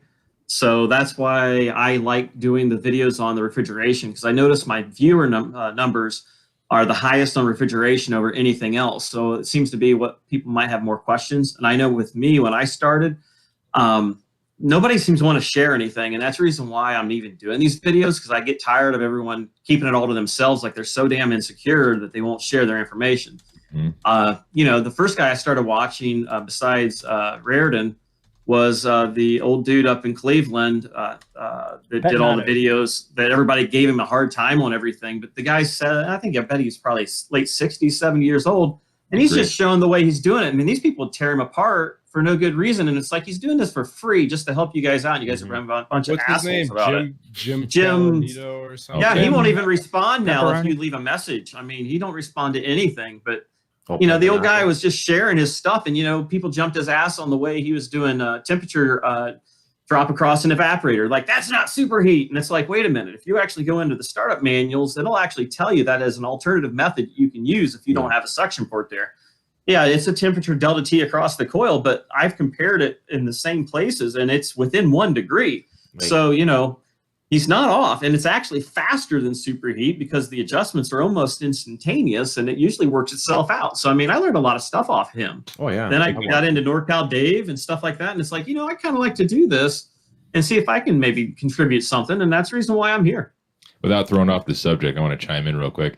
Now, a guy like this, if I can ask him just a few questions, not even technical related, or even maybe about a job or something like this, and he goes into a story about stuff like this, and just hearing him talk about it, like right now, that story right there, I'm like, man, you are 90% hired right now. Yeah. Right. Just the way he's talking about it, the way There's so he- many things you guys don't even know about me. I was also a mobile disc jockey for 20 years on top of that. So, like I a mean, wedding you know, singer. Hey, wait, I knew weddings that. was where I made the majority of the money Yeah. at. So pro audio and stuff like that is take what I'm back still everything. into even. So, yeah. I wouldn't hire a wedding singer now. I'd Yeah. take- No, I wasn't a singer. If you start telling stories about wedding DJing, you're not hired. That's for sure. Yeah. No. in I my, was, in my small amount of experience of interviewing guys, when you get a guy who talks almost more than you do, and it actually makes logical sense, Yeah. and it's about the tech side of the industry, and he's throwing out facts and numbers, and like he was doing, like that's a guy right there. You Yeah. can tell is into what he's doing. Mhm. He knows what he's doing. He enjoys it. He's somewhat passionate about it, Yeah. and he's not wearing a V-neck, so I mean, that's good. I agree. Yeah. You You're ever try hired. to wear a tie with a V-neck? It chafes. You can't do it. Interesting. Yeah, I think when you have a guy like him, it's like those are like just like you said, like they talk. You can tell right off the bat that they know what they're talking about. Mhm. It makes sense. So then you start it's just general questions, like what are you looking for, in a company that you work for? Why were you dissatisfied at where you worked at before? Things like that, because you already know he has the technical knowledge. Mhm. Now you're just kind of getting a feel for the guy himself. Is he like a psychopath? Is he going to go out and like steal my van and go, do meth and bang hookers? That's what I'm trying to get to the bottom of. Might be what you want. What do you do with your free If time? so, This is Chicago. He's let's- gotta blend let's in. ride together. I mean, I got a company credit card. Let's go get some meth and hookers. Why get mad? Let's just sniff some refrigerant, right? I think the problem is, dude, there's so Smart. many freaking people on YouTube that just talk crap. You just go in, everyone just tries to nitpick everyone. Like, let me find one problem this guy does. Oh yeah. One corner this guy cuts, and I'm gonna ridicule. Man, I thought that's Yeah, what Unless y'all he's did. really, really doing a bad job. I thought that's what you did, Adam. Don't you nitpick guys? Didn't I see you giving people a hard time out there on YouTube? Hey, do you want to play a video right now, Zach? I don't think I have a video to play. Jesus. Unavailable. Sorry. You need to give this guy a couple more questions because you asked him 2 questions and he was I like told a him he's wizard hired with already. facts, He's and y'all were like, hired. "You're hired." I'm Right. confused. I would hire him. You didn't even ask him like 2 questions. I didn't ask him any questions. This guy's got a friggin' body in his garage, and you're not doing any kind of questions to try to figure this stuff out. That's irrelevant. As long Yeah. as he shows up and runs calls, who cares what he's got? in He his can murder garage? whoever he wants in his free time. Look how he's cooling that body. Look how he's Yeah, keeping that body exactly. As cool. long as that body's Behind cold. it. Yes. All right, Well, That finish shit's Hey. subcooled. As long as he's There at you his go. first call by 8 a.m. and he runs the calls that we give him, I don't care what he does in his free time. All right. All So right. like at All this right, point, we've already established, he knows basically, at least basic tech stuff. He's good technically. So then it would just be personality questions, And my Now, personality can be difficult sometimes. There you go. I would- See, it's unearthed. There's a and problem. I would ask him about What is high stress difficult about your situations. personality? What's that? Good job, Adam. What would you consider difficult about your personality? Mainly just understanding. I come across very sarcastic, but my passion and the way I care about stuff usually makes up for it. The way I am reliable makes up for a lot of my faults. I would say my attitude has been trying over the years, and just the way I come across sometimes. I'm not politically correct a lot of times, as far as saying in a way that I'm courteous of your feelings. So sometimes what I say is So you're kinda taken like wrong. Joe. Yeah, kind of like Joe. He doesn't care about anybody's feelings. Joe That's uses not the, very nice. Joe says Other guys, so come on. Joe still calls garbage men. What do you call them? Disposal men? I'm throwing it in Dude. there.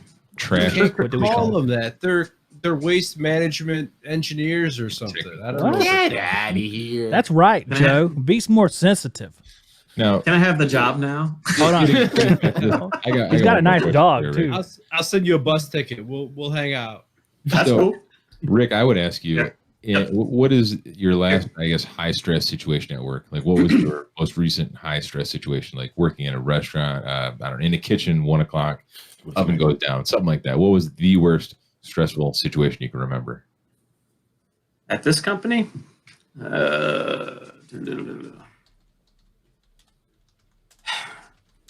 Not sure. And they I made mean, him my take biggest his thing is a videos lot of down. times I'm always asking for harder and bigger things. And so, okay. For example, I want to get into the big stuff, and because I always want to try to be a little bit better than the next guy. And so what do I get given? I get given a YMCA that has no controls. All the NOVAR is completely down. It's got 2 chillers, 2 hot water boilers. They also have an annex that's a steam boiler from at least 50, 60 years ago. There's really no controls on that. And I'm given, it has a bunch of VAVs. I've never really worked on VAVs before. And, nobody else wants to work on it. So here's your chance, go have at it. And it's like, really? This is what you're going to start me off on, is a bunch of freaking garbage? So, that sucks because then you get told, well, I thought you wanted to learn about this stuff. This is a great opportunity for you. And it's like, dude, you're reversing it just because you don't want to do it and you want to make it sound like it's an opportunity. It's not. So, I mean, Now, is that your boss telling you that? see, that's what's really weird about the way things are. I mean, the boss man, he's not, I really don't have a boss. We're pretty much on our own for the most part. I mean, we're dispatched by a dispatcher, and the way we're paid, basically, it's commission based, but it's not dirty commission based like a car salesman. Basically, I take a percentage of whatever the company makes, and we charge, a reasonable rate. I mean, we're like in the $60-some an hour range. So, but the way it works out is any callbacks, if you made a blatant, obvious, stupid mistake, somebody else could go back in your place, and basically you get that charged against you. So the biggest stressful thing, I think, is making sure you do it right the first time. Because if not, you're not going to get paid to go back unless you can show that it's something that was new when you're there. So that's kind of the one thing that makes it a little more difficult. So a lot of documentation goes into it. Now, documentation, I'm assuming you mean like notes in your everything I seen, okay, check superheat, subcooling, made sure sight glass was full, clock was working, this and that. Seen problems with this condensate drain, something wrong here, blah, blah, blah. I mean, you only got about this much room in there to fit all that stuff. But anything that you kind of have this funny feeling like maybe it's not right, I try to document that so that at least I can say, hey, I mentioned this was something that was going to go wrong. Now, how close are you to the Toledo, Ohio area? Toledo's about an hour and a quarter away. Yeah. I need a guy in Toledo. I seen one of your guys' truck in town a couple days ago. I was going to send you a picture through Facebook. Oh yeah, we got guys that are all over like your area, but it's like I run the Southern Michigan part of Northern Ohio area, and I could use a guy in Toledo, good, strong, super genius. Don't know anybody like that. Super genius. The last guy we had in Toledo wore V-necks. I had to get rid of him. So I can understand that. I mean, you just can't Burn, Canada. Burn. He got a V-neck? Ooh. You got Rick on this too now. Oh my I'm wearing God. one today. That's why I'm. That don't look like a V-neck. He don't have one on today, but he normally. Oh, okay. It feels Go get like the scissors, Joe. Fix it. I will say some of the worst equipment I have to work on is made in Canada. Oh, man. right. Yep. Shots Uh, fired. Yeah. All right, Joe. Canadian engineering. Mega Save. Can you tell me Mega Save was a good furnace? Never Mega heard of Save. that. I'm in Canada. I haven't even heard of Mega Save. Mega safe. Save. S-A-V-E. Save. Mega Save. Yeah, Mega In Save. fact, from the late 80s, early 90s, it was a 90% efficient furnace that was like pieced together with 80% parts, 80% efficient furnace parts, and it was a disaster. Sounds like a But- furnace made by What Aldi. about is it Quattro? Is it Quattro? That I think it was probably a division of them. I wouldn't doubt it. Yeah. Yeah. We got a makeup air unit that I showed as one of my videos that where I had like a 3,000 RPM fan or whatever. The belt was really hard to align. It was one of my videos I showed right towards the end. And that was one of the videos that also made the boss mad because it showed where I was at. So that's made in Canada. I'm trying to think of the name of it. It's Well, I can tell you, Rick, my company will not ever get mad at you for making videos, and they won't charge it against you if you happen to make a mistake because we understand you're human. We won't charge that against you, and they'll let you grow a beard. Why not? He's trying to steal your guy, Adam. I don't look right on that. The idea of this was for you to not butt in and start stealing our advocates, all right?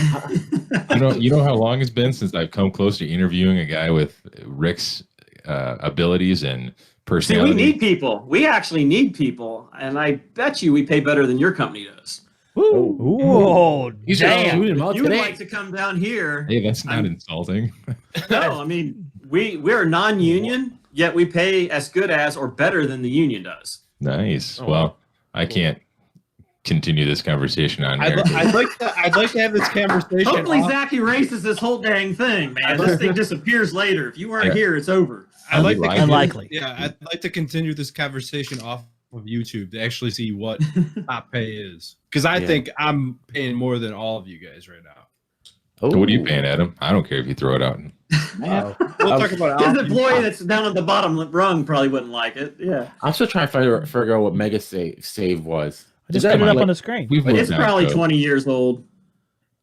It's probably at least 20-year-old furnace. There, I put one up on the screen. It was green. Like a Green Claire? Monsters. Oh, like a Claire? Is it? Claire Mega Save. Yep, that's what it was. Gotcha. No, I know. I'll tell you, like around here anyway, when the union guys like start climbing up your ladder and throwing numbers at you, they're talking. Actually, I have a low boy that's like, yeah, okay. I see it. Yeah, okay. Gotcha. Journeyman pay in our area is about $36 an hour. Yeah, that's about what I hear. 30. The highest I've heard is like 42 for journeyman, and I think that guy was more or less not really thinking about journeyman. He was thinking about somebody with a little bit more experience. But it's right about what I've heard. 35, 42 ish. But that's take home. They say it's upwards of 70 when you factor in all the benefits. Yeah, which I've got really good benefits. I can't complain a bit. I mean, the profit sharing, all that stuff is excellent. Profit sharing. What about 401k? 401k match up to I think 4%. So I think I get a free $4,000 with the free stuff there. I get a $500 tool allowance. I mean, it's a great company. Tool allowance. That's why free money. But I mean, that's the reason why I kind of had to say this sucks. I can't do this no more. So, you don't have to directly answer this, but if I throw out a number, I'm going to say you probably make, including those benefits, I'm going to guess you make at least 34 an hour. More than that. That's very nice. That's nice. When they actually did it at the end of the year last year and actually did it like the union does and put all the numbers in there, what they paid out for my 401k and my insurance and all that. And it was very nice. It was kind of like, wow, didn't know I even was doing that good. So, yeah.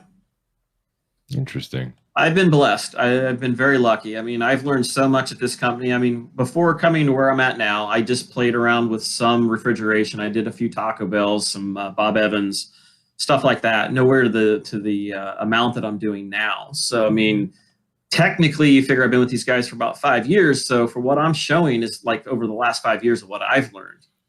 But prior to that, I was service manager for about 8 years at the company I was at, and I thought I was topped out, and I thought it was about as good as it was going to get. But I felt stagnant, and nothing was really getting done, and I kind of felt like I cared more than the boss did. Oh my god, not the Nate. He's replacing me with Nate, guys. That's like the worst insult. I gotta think I'm getting replaced. I gotta thank both the guys for the super chats that came through in the last couple minutes. That's awesome. Oh, yeah, Thank you guys so much. It adds to our $0 paycheck a month.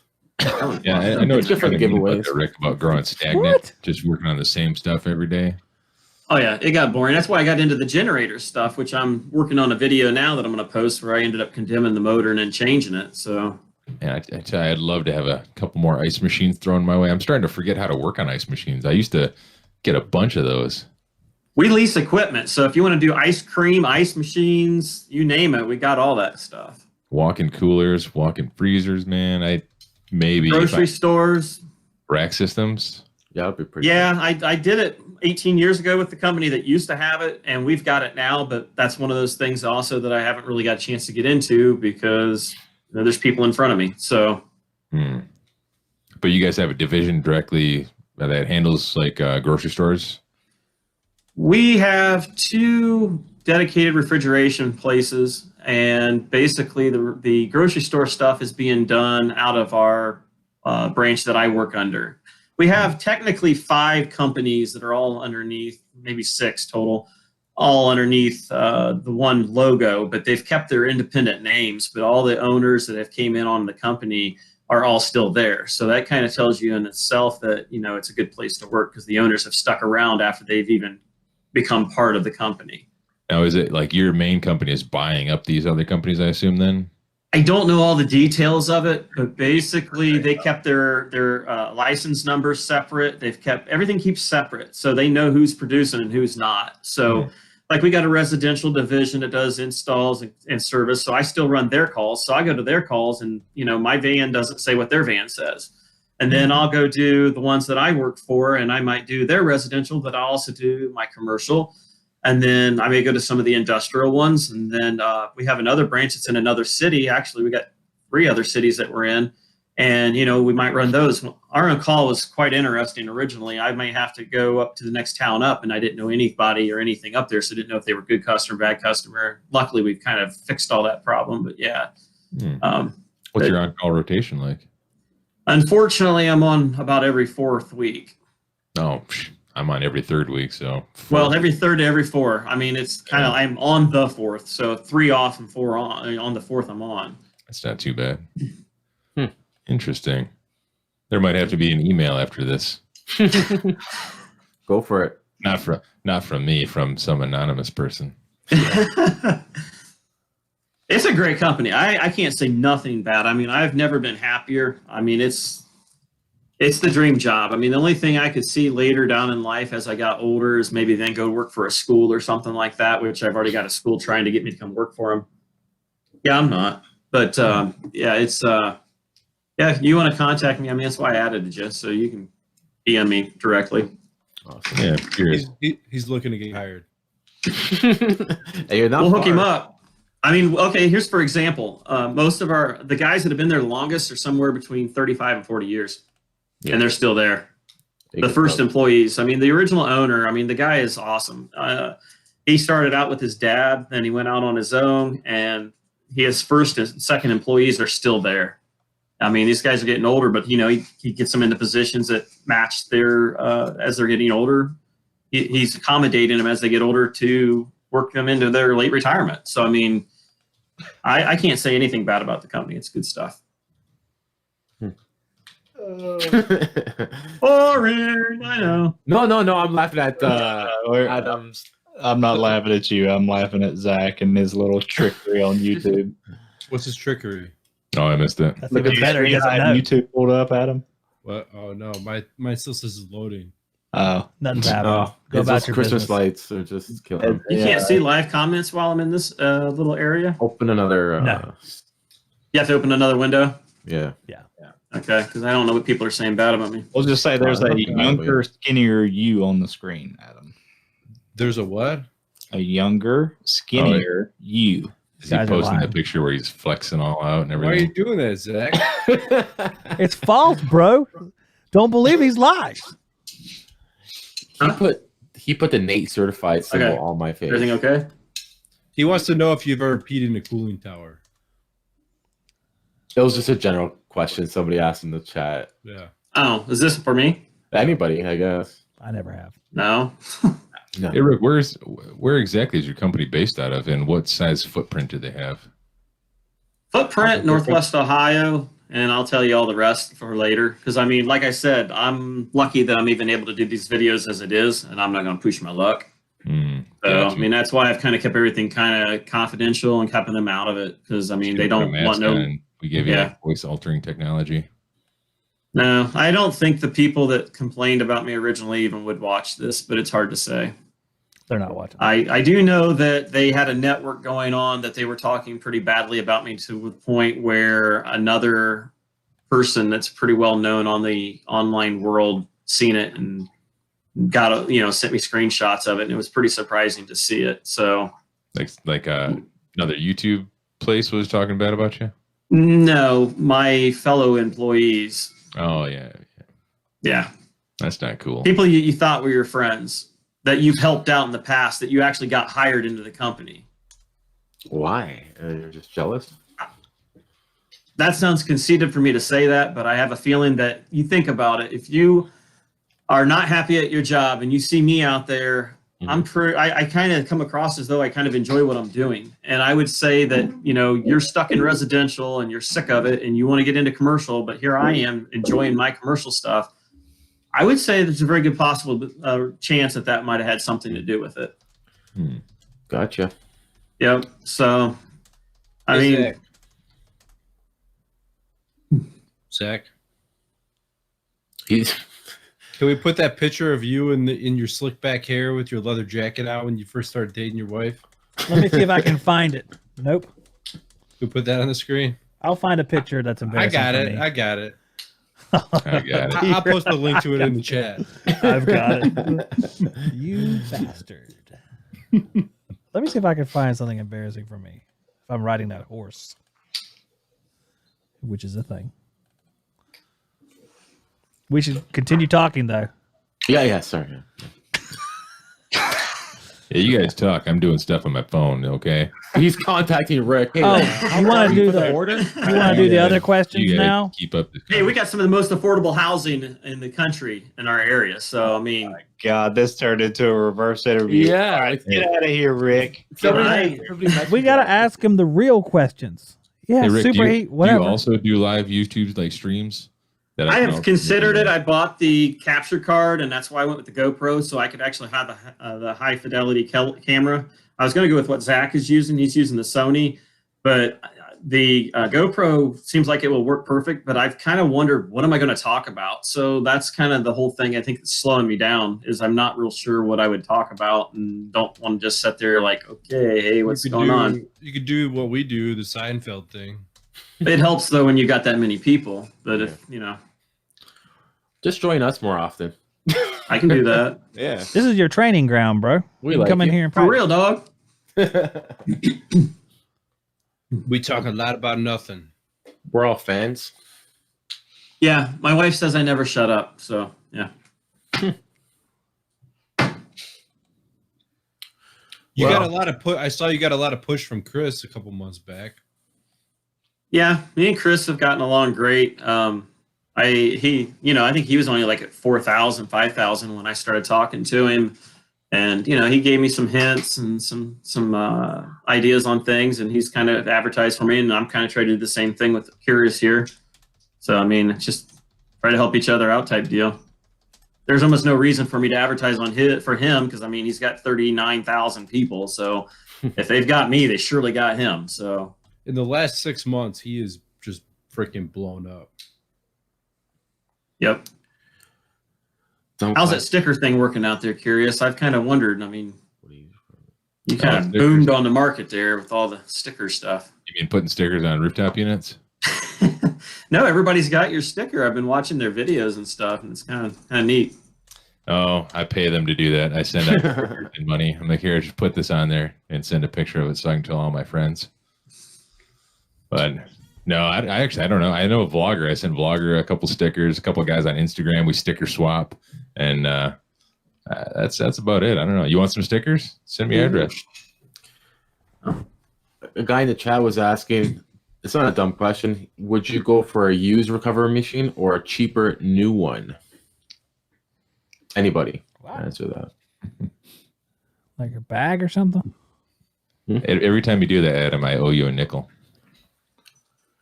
Crickets, hello. I bought. Oh, Hey, can we hey, stay wait a on second. topic? I Depends got on it. the brand. Yeah. I don't What care. is the brand of a Microvac. used recovery machine? That's a good question. I just Appion is the easiest one to rebuild, so I would say that would be interesting to look at. There you go. But not agree. necessarily cheap. No. You can find them for a couple $100 on eBay. You All still together? use eBay? I bought my first one on My, eBay, man.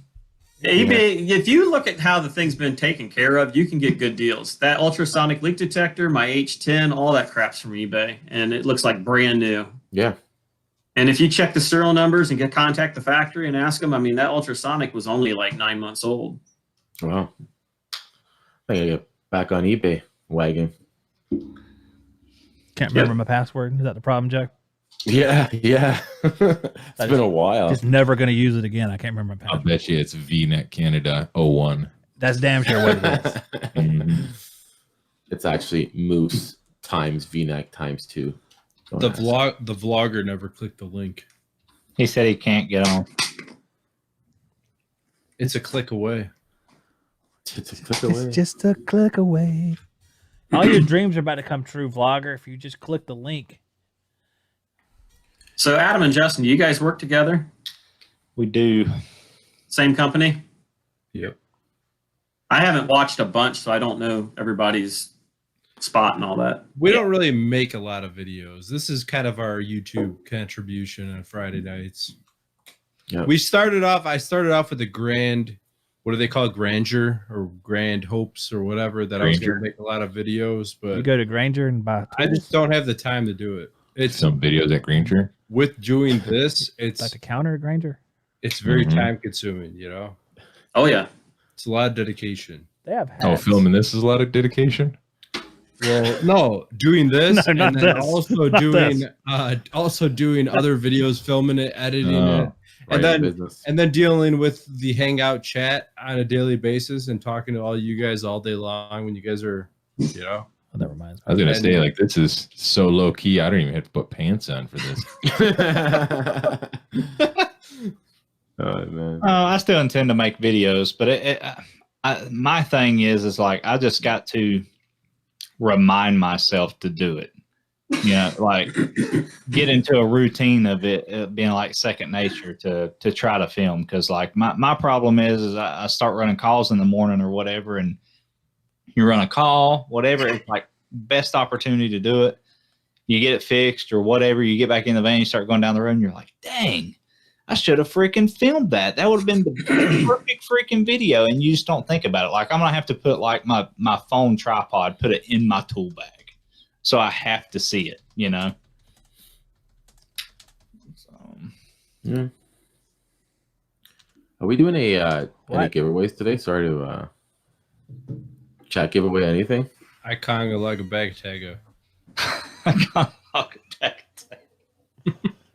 He shortened it, but I'll never forget. That's the thing.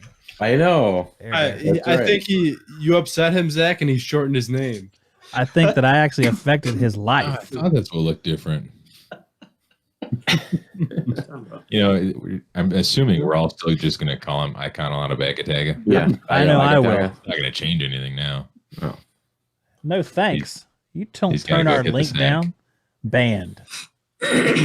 Banned 1 year. Icon line of bag of tagger. No one turns Those down our damn link except for everybody else in Yeah, the chat. I want Michael to come on. Let's Those get two Michael for in here. you. Get your V-neck and get in here. Yeah, you better put one on. Rick disappointed me. He didn't have his V-neck on. So We're gonna recruit Michael from Texas. We're gonna get him up here to Yankeeville. He needs a few more people to ask, where are you from? Hey, Susie, I'll give you a buy. She doesn't like the cold, but I'll send her a Milwaukee heated jacket when she comes. Yeah, yeah. I hope he comes. We'll get you coverall, Susie.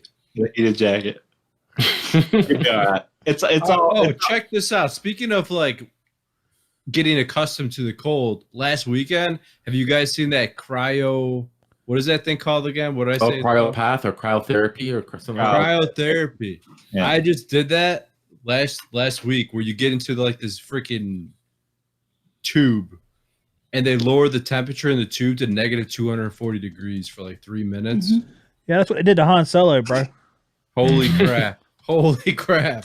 But I gotta tell you, my shoulder was bothering me so bad, and they say like all your blood rushes to your core, and then it gets like oxygenated or whatever and rejuvenated, and then it comes back out, and then it goes into like this healing cycle.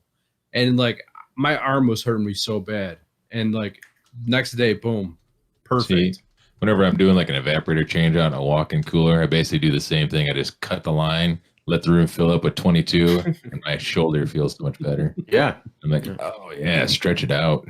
Hey. Cryo chamber. Hey, you hip cats, there's another applicant here. Who is it? Although you hired the previous applicant, he's already Yes. waiting. It's all right. We got more than one spot. It's good. Yeah. We got to get Adam's healthcare plan group coverage started, so he needs a few more people, right, Adam? We do. We Okay. do.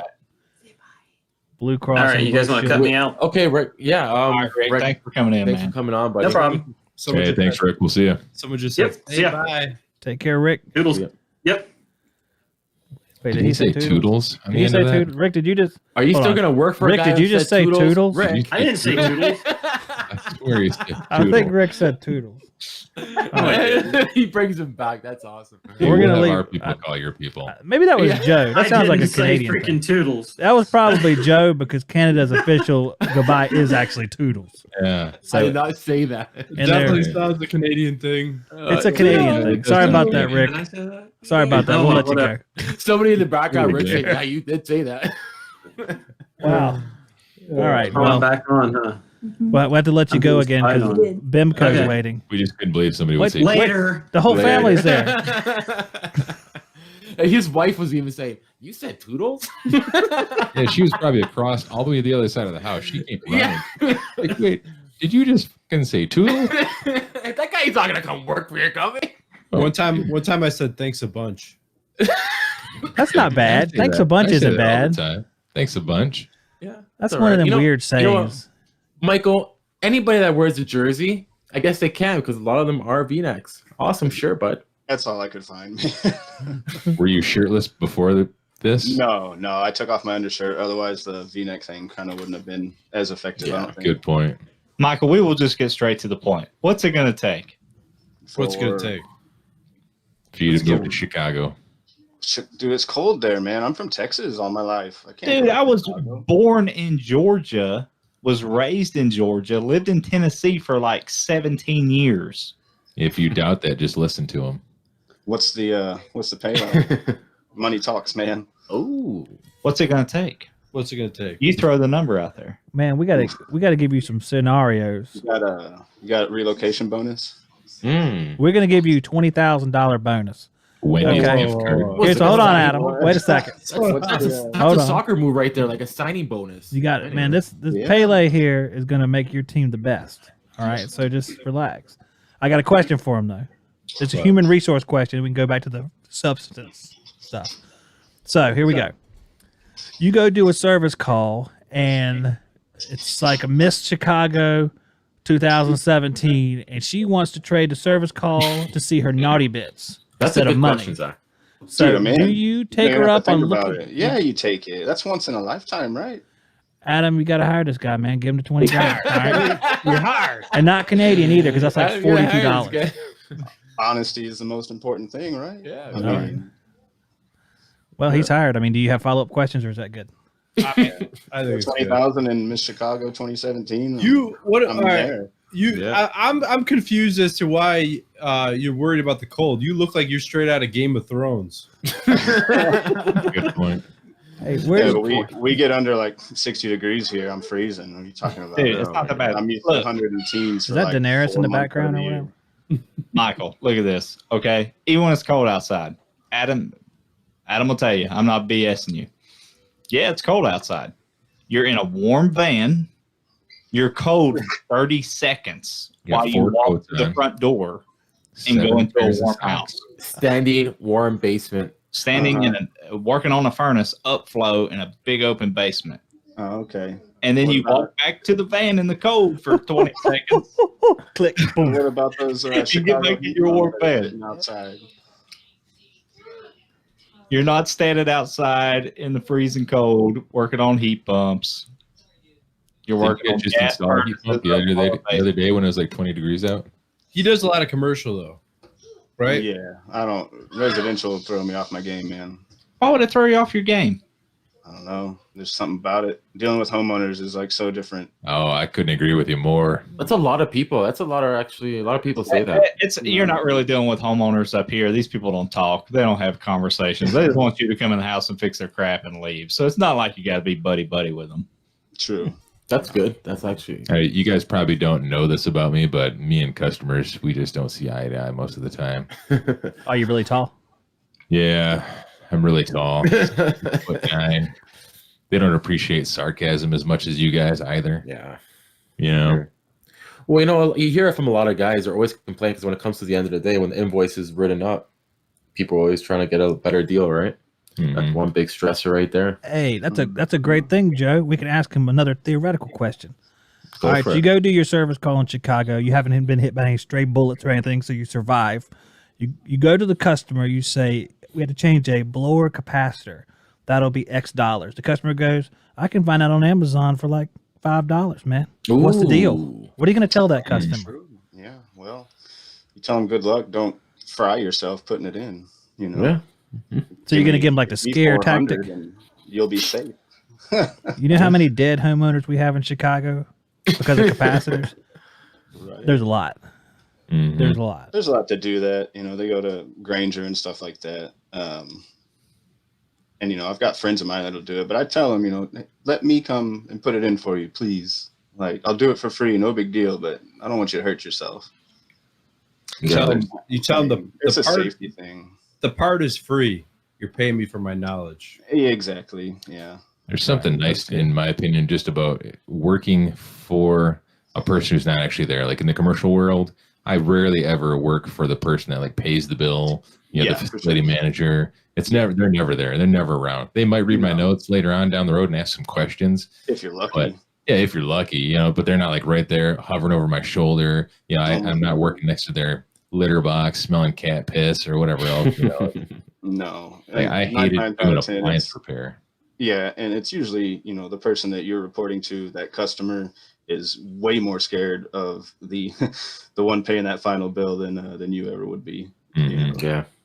Because it all ends up coming out of their bonus or you know, how it looks on them in the end, how much they spend on maintenance and repairs and stuff. That's why a lot of them shop around. You know, we've got some customers, they've got, I swear, 4 or 5 different contractors that work on the same sites we do, and it's a huge pain in the butt because you don't know who's touched any of their equipment. Makes it before hard you to got solve there. them intermittent Oh, issues. God.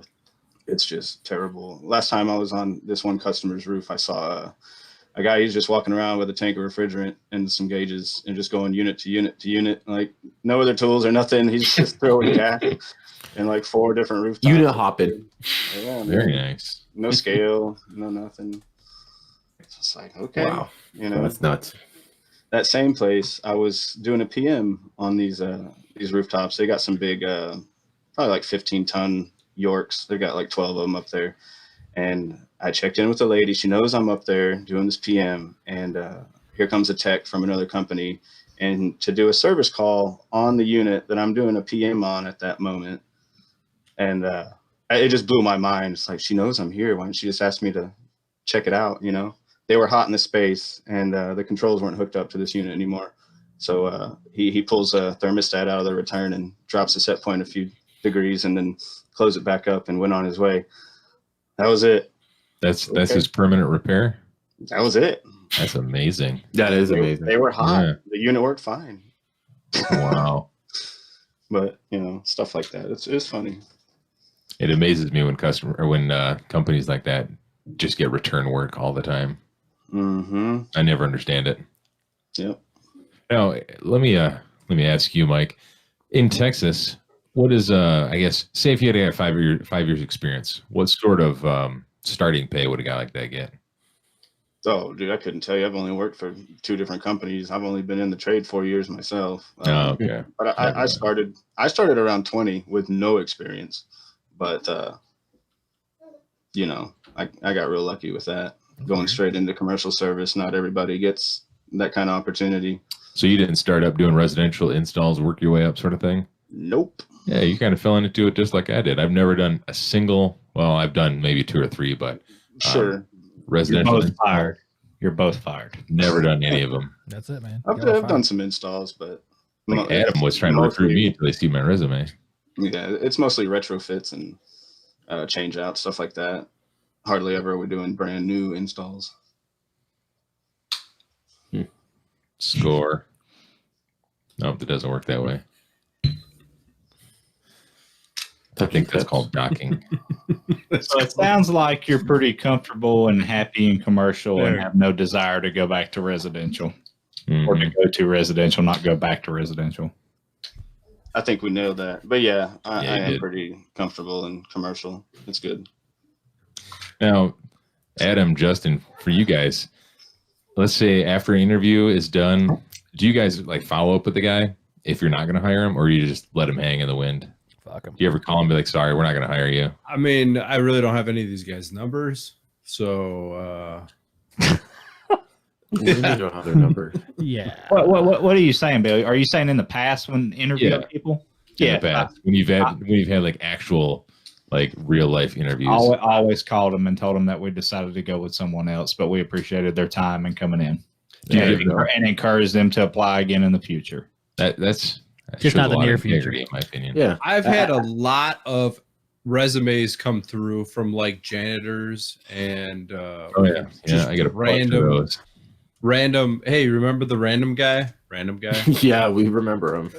Like seriously, like I get crazy freaking resumes that have nothing to do with HVAC, and they push the resume through. I mean, I don't even call them. You know why? Man, Mhm. that's rude. Well, yeah, hey, you know what? I'm actually looking for some guy to mop my floors at night. Take it easy. That's- Look how that's he great. raised his voice all of a sudden. Hey, you know what? Mop the floor.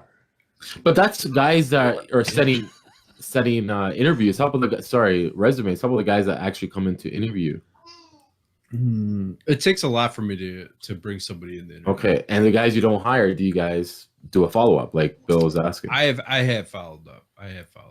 Okay. He's lying. Now, what do you mean it takes a lot for you to actually do an in-person interview? I assume you mean you do it over. I'm saying, yeah, like you talk to the guy on the phone a couple times, you look at his resume, and I just want somebody. I want somebody that's great. You know what I mean? Like unicorn. Yeah. I offered Zach a job. He hasn't done a service call in 2.5 years. I don't service modern equipment. Well, there's lots of 13 tier here. So you fit right in. That is my area of expertise. Bring your box of pistons. You'll fit right in. Zach's in-laws live in Michigan, right, Zach? Nope. I don't know where that came from. Where was it? Where That was New York. Wisconsin. Oh, you're talking about Melissa's. Yeah, that's Wisconsin. Yeah. In-laws. We're just saying states. Waukesha, Wabasha, Wimble, Shimble. I don't know. Whatever's next to a beer plant. All those places. Georgia. Bill, what are you saying? Florida? I thought we were just naming states. That's what you were doing. Maybe he lives on the Florida-Georgia line. Yeah, I love that band. I love that band. Nah, they're like meth country. Honestly, I when Justin came in to hang out and talk about working for me, we ran a bunch of calls, and I thought that was awesome. That's like the best interview you could possibly have. Like when you flew in and stayed for a couple of days, you guys ran actual service calls? Yeah. He found a bad heat exchanger on a rooftop at this house. He's like, this thing's got a bad heat exchanger. I'm like, all right. All right. Wow, that was pretty rigorous, man. How'd you pass that test? You walked in, all the customers were just laying out on the floor all passed out. See, this guy's dead. Well, yeah. Yeah, This is like a monster, crazy factory house that has like 3 or 4 rooftop units on it, and then they have one residential unit as well. Well, those package units are considered residential as well. Well, they don't. I mean, not in Illinois, they're not. This is what's funny. I know, and I know you as well. Like you're gonna call it a rooftop, but it's like, yeah. So we got this commercial package or this commercial rooftop or whatever. And you go out there and it's a residential package unit. It's a commercial application. It's on a rooftop, but it's a residential package unit. You know, it'd be like a 2.5 ton package unit. That's not commercial, dude. That's a residential package unit. Well, I mean, unit sitting next to the house on the ground. Do you still call it a rooftop unit? No, it's a package unit. No, it's package unit. Crazy. That's got to be though, Justin. That house. That's the one time you've ever saw a package unit on a residential application. Yeah, yeah. I've only seen 2 in San Antonio ever. Driving around residential package unit. Hey man, go to Tennessee. It's like 50-50, whether it's going to be a package unit or a split system. Keep going east. 75-25. That house is guys from Arizona that have those. Lots of them. Rooftop residential package units. That's a monster house, though. I like them on the ground. I don't want them on the roof. I went there when I made a copper countertop for their bar. And I was talking to the lady of the house when we walked in. I'm like, you mind if I show them the bar I made here? She's like, it's kind of a mess, but I'm like, oh, it's all right. Don't worry about it. Let me just show them. So I walked Justin in and showed him the bar in there. Yeah. Is that when he was still interviewing with you? Yeah. Yeah. It was cool. Test him, see if I ever have a drink or what. If I ever make it over to Chicago, I'll run some calls with you. Not as an interview, but just to hang out, just for the heck of it. Let's do it. I'll be like your sidekick. You can take me to customers' houses, and I'll just completely just shoot everything down. And I'll just walk around passing out your business cards. I'll be like, this is this guy. They're like, yeah, we just charged your system up. We were out of Freon, so I just put helium in it. It should work fine. We're going to get out of here now. Good luck with your no heat call. Like, you need a water-cooled condenser for your heater, lady. Let's get out of here. Tying early show stuff with late show stuff. That's good. Oh, yeah. You got to tie it in. It's come full circle, hasn't it? Mm-hmm. Are you guys docking again? Oh, I don't know if we can do this. That's a Joe, one-person you dock. want to dock? Come on, Joe. Dock. Higher. Joe, you're You know- off. What do you mean? But don't slide it back and forth. That's weird. Oh. It is weird. Hold on. Yeah, okay. Hold on. Wait, hold on. Shit, Hmm. this is hard. All right, since you guys are doing finger stuff, somebody showed me this a long time ago.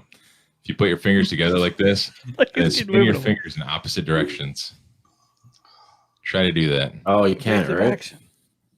If you can do that, I'll hire you. Opposite directions, Adam. This is like the same shit they tell seals at SeaWorld. Well, Somebody's kid is wanting to get on Somebody's here. kids talking. yeah. Somebody's Hmm. kid's here. Yeah, like, Daddy, why are you doing that? Why are you talking to the weird men, Dad? Give that kid a You got timeout. somebody else in. Yeah, no kidding. If y'all got someone else in the lineup, man, go ahead. No, My we kid don't. did You that. get to stay. No one's All there. right, I'll hang out. We got no other one is there. interviewee. Please stay. Michael wants to leave. No, you gotta stay. Does We anyone want to talk about heat pumps? Does anyone want to talk about what are we talking about today? What's Anything. on the- It was what's on the- really Interviews, fun. boilers, furnaces. How the 80% furnace is the pragmatic and 80% efficient practical. or 90%. Yeah. Is it worth got it? We got a new guy in the chat. I'm trying to call him out, but he won't answer my messages. Who's that? I don't know. Some guy I haven't seen it here before. Mechanical Adventures in HVAC. Oh, I don't think it's a troll, Is that but a theme park? Sounds groovy. that does sound like that would be an awesome theme park where you go there and like you solve HVAC problems, and then like random water shoots you in the face while you're trying to do it. yeah. Or you're like stuck in that room. They have that thing that you're stuck in a room and you got to figure a way Escape out. room. Yes. That would be kind of cool. HVAC escape room. There you Yeah, go. You got They to should diagnose do the a- system and get out. Yeah. Every room is like that in HVAC. I got to get out of here. I That's had a feed on YouTube from I think it was Ideal where they had a bunch of electricians and they set up like a competition. You need to make 4-point saddle bends and then 90 up to a box, and each one of the pipes have to be like an inch from each other. And I was always thinking, wouldn't it be cool to have an HVAC competition like that? You mean think like they- HVAC I excellence? Something similar to that, yeah. Do they? HVAC excellence Yeah, is I an know HVAC Brian Orr competition. was a judge at one. I think 2-3 years ago. What do they do? What's the competition? I can't remember. They fight to the I think death. Making a repair of some sort. They have to like recover and make a repair. Yeah, you have to braid Vacuum and solder recharge it together, in, something like that, braid yeah. copper together. I don't know. Tear Something everything out of involved a furnace and lay it in a pile and see if somebody can put it all back together and wire it all and back not up. forget any screws on the ground. I thought that was Yeah. normal. Blindfolded. So I have a question for everybody. Chat too. Is it HVAC or HVAC? Mm. All right, settle I down. missed Is there, We is there don't- a it's drama. strong line? that I it's call it HVAC. one- I call it always. Always. I never call it HVAC. I call use it- either or. I use both. Yeah, I use it either or. I But just wanna check sometimes I with- put my shoes on the wrong feet too, so it don't matter. yeah. We HVAC. got an older tech that we work with, and when I say HVAC around him, he always corrects me and says we don't work on vacuums. So You just turn I was around and just say, wondering- you're going to die soon. yeah, I'm like, yeah. So Like- just because you say HVAC and it's got part of the word vacuum in there, he wants to say we don't work on vacuums. I mean, yeah, I guess he's He's an odd one. Hey, older techs do some weird stuff. Okay. Yeah. I used to work with a guy. I don't know how old. He's probably early 60s. Call him a dumb shit. He's still to this day, you could tell him 100 times and he would never call it anything different. 22 is Freon. Oh yeah, yeah. 410 is Puron. Never heard that And one. that's, I mean, that's how he fills out his invoices and everything. Found system low on Puron. I added 2 pounds of did leak search. I'm like, dude, it's just say 410A. Puron is a brand. It's what it's like labeled as on carrier equipment. That's Mhm. what they labeled it I don't as. even think it's a Sure. brand, is it? It's like Carrier's invention of the name. It Yeah, was their branding of it. right. Yeah, I forget the actual Puron and chemical name of Freon. it. Yeah. Anybody know the actual chemical name of R410A?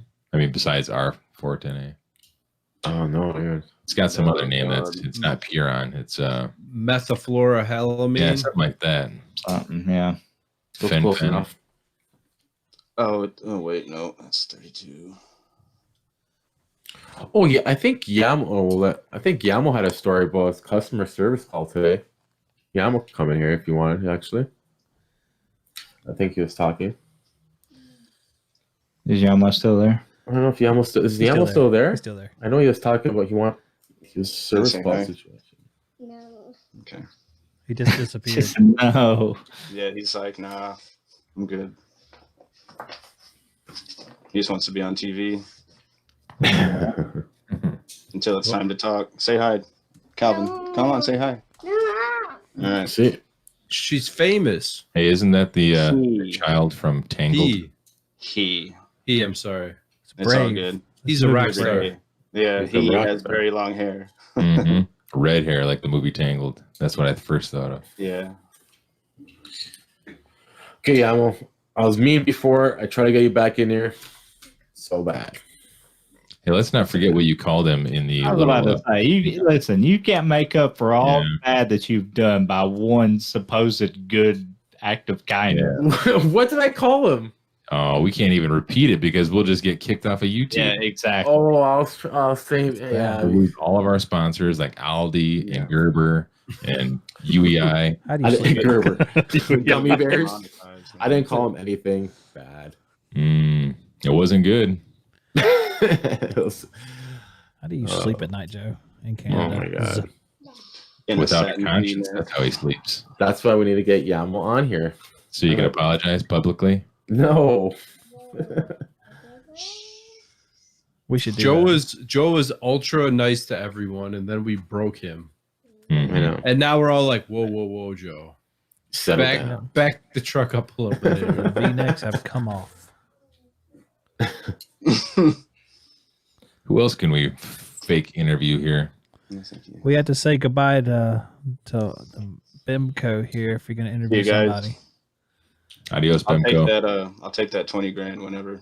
I'll see you in Chicago, buddy. You got it. All right. Study up on boilers. Study Yeah. up from boilers. I'm in. That's nice. There you go. Later, guys. Later, Mike. Yeah. All right, here's Yamo. There he is. Do you say something bad, Joe? Did I? No. No. Very bad. These guys are going nuts. Yeah, he just didn't. Too much Maybe. turkey.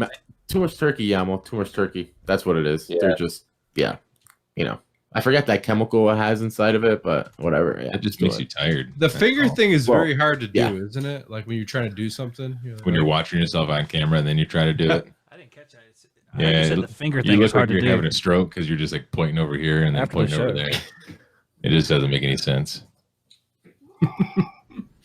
It's very high schoolish. Yeah. Oh, hold on a second. Hard and funny. So Yamo, you were talking about a service call. You said you told us in chat. You said you were gonna. I forget Yeah, what I it was. I was working for a big company like 10 years ago. I was working on a bank, on a rooftop of a bank. And I told my helper, go bring me some tools to the car. Do you remember the small car that I sent a picture on the Hangout chat? the Chevrolet Chevy.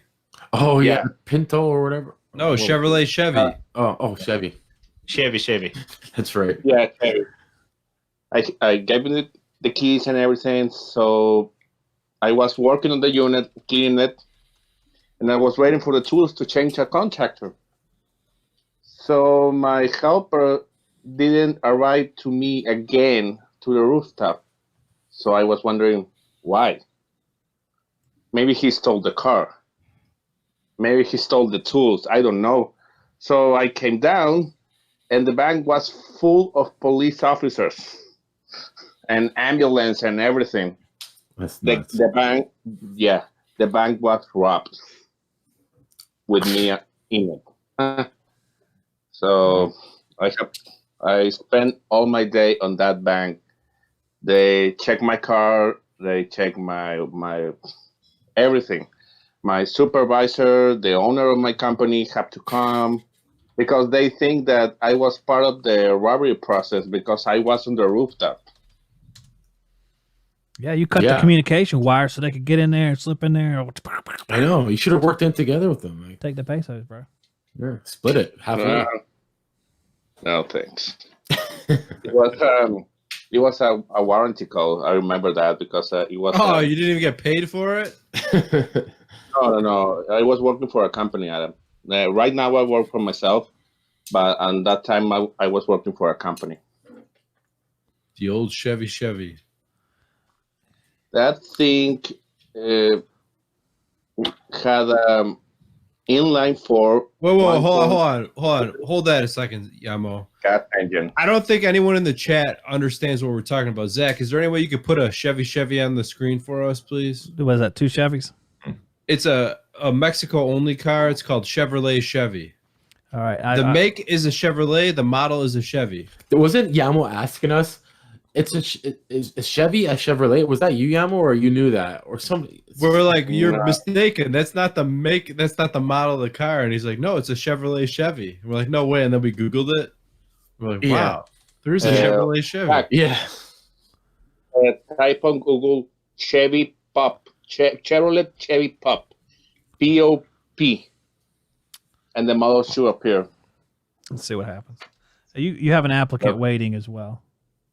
Cool. All right, Yamo, you're fired. Yeah, okay, come back, Yamo. You're always accessible.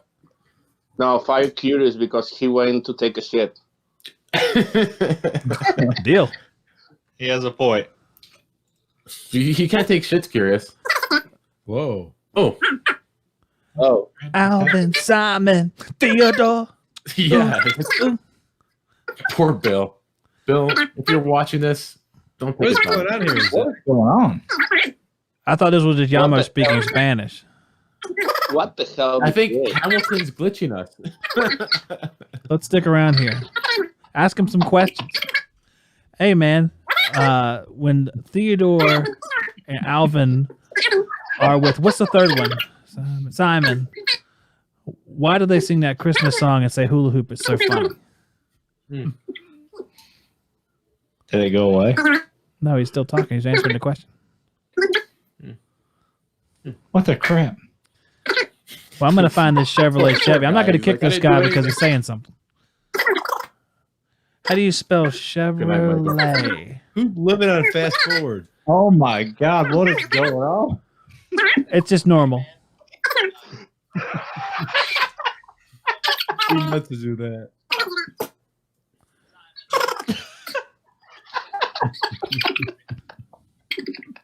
Oh, wait a second. I'm going to see. Curious is back in the wait here, but this guy is actually, he's going over some pretty good stuff, guys. If you can just kind of concentrate on it, you can hear it. Yeah, you're right. Hey, You're right. man. Yeah, you're right. Hamilton Mechanic. Sorry, if you cannot talk right, you cannot be here. You are funny, but at the It's same not him. time, He's you are not doing anything. funny. It ain't Here. him. It's not him. I got this. You check it out, guys. All right. Yamo, take a break. Adam, take a break. Justin, take a break. Joe, take a break. And there he is. He's got the show all by himself. Did he just leave? Okay. Well, he left. Never mind. That was the Hamilton show. Oh, it was him. What the heck did I just miss? Did he glitch out or what happened? Zach made one of the guests the host of the show for a minute. They that crumbled where all under the that- pressure is what happened. All that chipmunk talk came from? Yeah. It's that helium.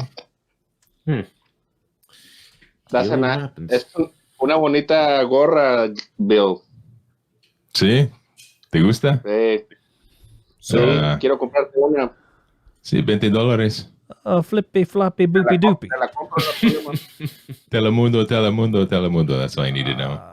Selma Hayek, muy bien.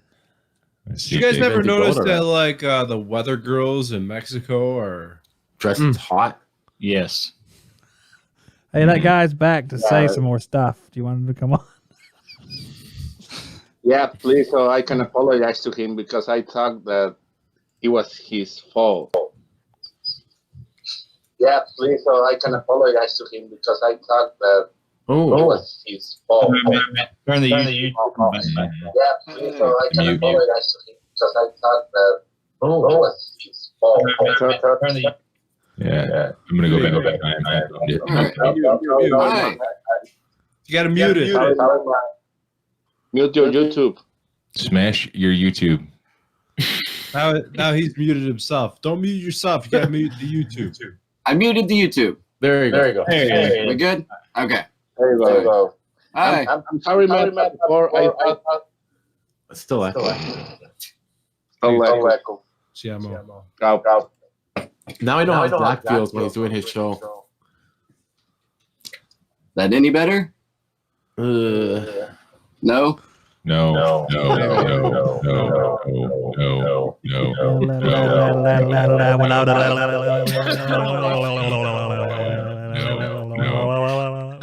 Okay. He decided to mute his video too. You know what? I learned about this in school a long time ago in our life courses. I do believe he's fucking with us. really? The telltale signs of this are he looks very gleeful for no apparent reason. Now, this is my impression of him. All right, nothing was happening that he should have been that happy about. That we could see. Except that's true. Down below there could He have said, been. I promise I'm not. And then he said he was fixing it and he muted it, so it stopped. It's just echoing after a bit. I think it's lagging a bit. I don't know. I think he's pulling our strings like we're marionettes, and we're not going to have it anymore. Marionette. That's right. It's a puppet. Who else should we bring in? Anyone else? Are we done? Who else is Ben- willing to try this? Ben Better? Curtis, maybe. Hey, send the link to John Israel. It's in the chat. He could actually technically click it if he wanted to. Yeah, anybody just click that link there. All you gotta do is click a link. I mean, it's just, Mechanical Adventures in HVAC or Corey. I don't think we ever talked to this Corey guy, have we? Oh yeah. Juan Carlos Garcia? Haven't seen that name before. somebody click the link here. Let's come in here and have some sparkling conversation, or else this thing's gonna Nathan. die. And if it dies, people cry. Hamilton said he's very sorry. It's all good, Hamilton. I don't believe it. Are we? That's a Jesus, ruse. God. It's a ruse. Mm-hmm. He's You ever not watched the sorry. movie Last Samurai? Uh-huh. That's why I don't Yeah. believe it. Moral of the story: get yourself a Gatling gun. Mm-hmm. Is that the one with Tom Chris Cruise. Farley? Let's bring Shannon in. Chris Shannon, Farley? get in here. Is that what you said? Yeah. No, that's Beverly Hills Ninja. Although I can see how somebody would make that mistake. Last Click that Samurai. link, Shannon. They're like the same movie, bro. Tom Cruise and Chris Farley. I get them mixed up all the time. Oh, Hey, look gee. at Yamo got some Mexican grade digital gauges. Oh, My new tool Very nice. and toy. there you go, Shannon. See, Corey agrees with me. Get in here, freaking you Tennessee hillbilly. Get in here. There you go. Is Shannon a Tennessee hillbilly? He's a Yeah. TAM 9, actually. 10 10-4. 9 out of 10, bro. Tam 9 hillbilly. Well, was a 10-9. I remember that. Funny as hell. So did Joe. Yeah. Don't go disappearing, Shannon. Get in here. No, I think he dropped out. Show your face. He turned the lights off. All right, guys. Adam's giving away an H10 here. Now, It ain't easy being sneaky. H10 Dinosaur. no, that thing will pick up refrigerants like R502, R11, and other modern refrigerants. 502. Oh, I'm shoot. too busy clipping my fingernails. That's garbage, Shannon. Garbage. I forgot to send a sticker. Oh, Something what a TAM 9 would say. so nobody else is coming in. This is it. Michael's back. Oh, jeez. What about that Hamilton? Well, he Wait said a he's second. sorry. I second the Hey. vote for Shannon. Bill, Yeah. does that looks like a pillow or something on the back of that chair right behind your head? Yep. Does that like move up and down? Kinda. It came with the chair, but it's not secured very well, so you can't really adjust it. It just has like an elastic strap that goes through or around the top of the chair. I got it through the little things behind the chair there, I can't figure out where to put it. Like, what's the correct position for it? right at your neck. Oh, is it? Yeah. It's to keep that curvature in your neck. I can't get mine up there. He has it on his lower back for sure. There's one That's like my mid back. as well. Yeah. See, this chair came equipped with one for the neck and one for the lower back. Cool. Mine reclines. I could lay down. So you can like, how far can you recline? Let's have a recline off. I think I got wood in the background. I can't go very far right now, but I can go like flat. Rookie has a good question. I think it was him who asked it before. He thinks you're not working out anymore, Bill. Oh, And Michael asked that too, I believe. well, as you can tell, I hired a sorcerer to turn my exercise bike into an old milk can. Oh, See? cool. With Thanksgiving, I just decided to give up on exercise because I ate so much. Yeah. Yeah. Corey, how you- I just moved it in the basement just because I just really hate having so much stuff cluttering out my office. So I just took it downstairs, and that's where I get my sweat on, Cool. you know? Yeah. But speaking of eating, did you guys eat a bunch of food yesterday? Yeah. I literally ate so much. I think I was telling Yamo or Zach or somebody in the little hangout. Mhm. I literally felt like I gave myself diabetes or something. I felt just like sick for the entire day because I ate so much. Yeah. Your sugar level was like, Mhm. Not a little hangout, Bill. It's a big hangout. It's a big hangout. The big hangout, the big boy hangout. Yeah. Mm-hmm. Yamo, do you have Thanksgiving down there? No. no. They're not thankful for nothing. They're thankful drug lords haven't shot them. That's true. Yeah. Yeah. Same as Chicago. I thought I was going to get shot today. Oh, no way. Because you woke up in Chicago. It's not a bad neighborhood you're at. You're freaking crazy. That's like Adam's like, that's nothing, Mike. Dude, I'll show you a bad neighborhood. It's not a bad neighborhood.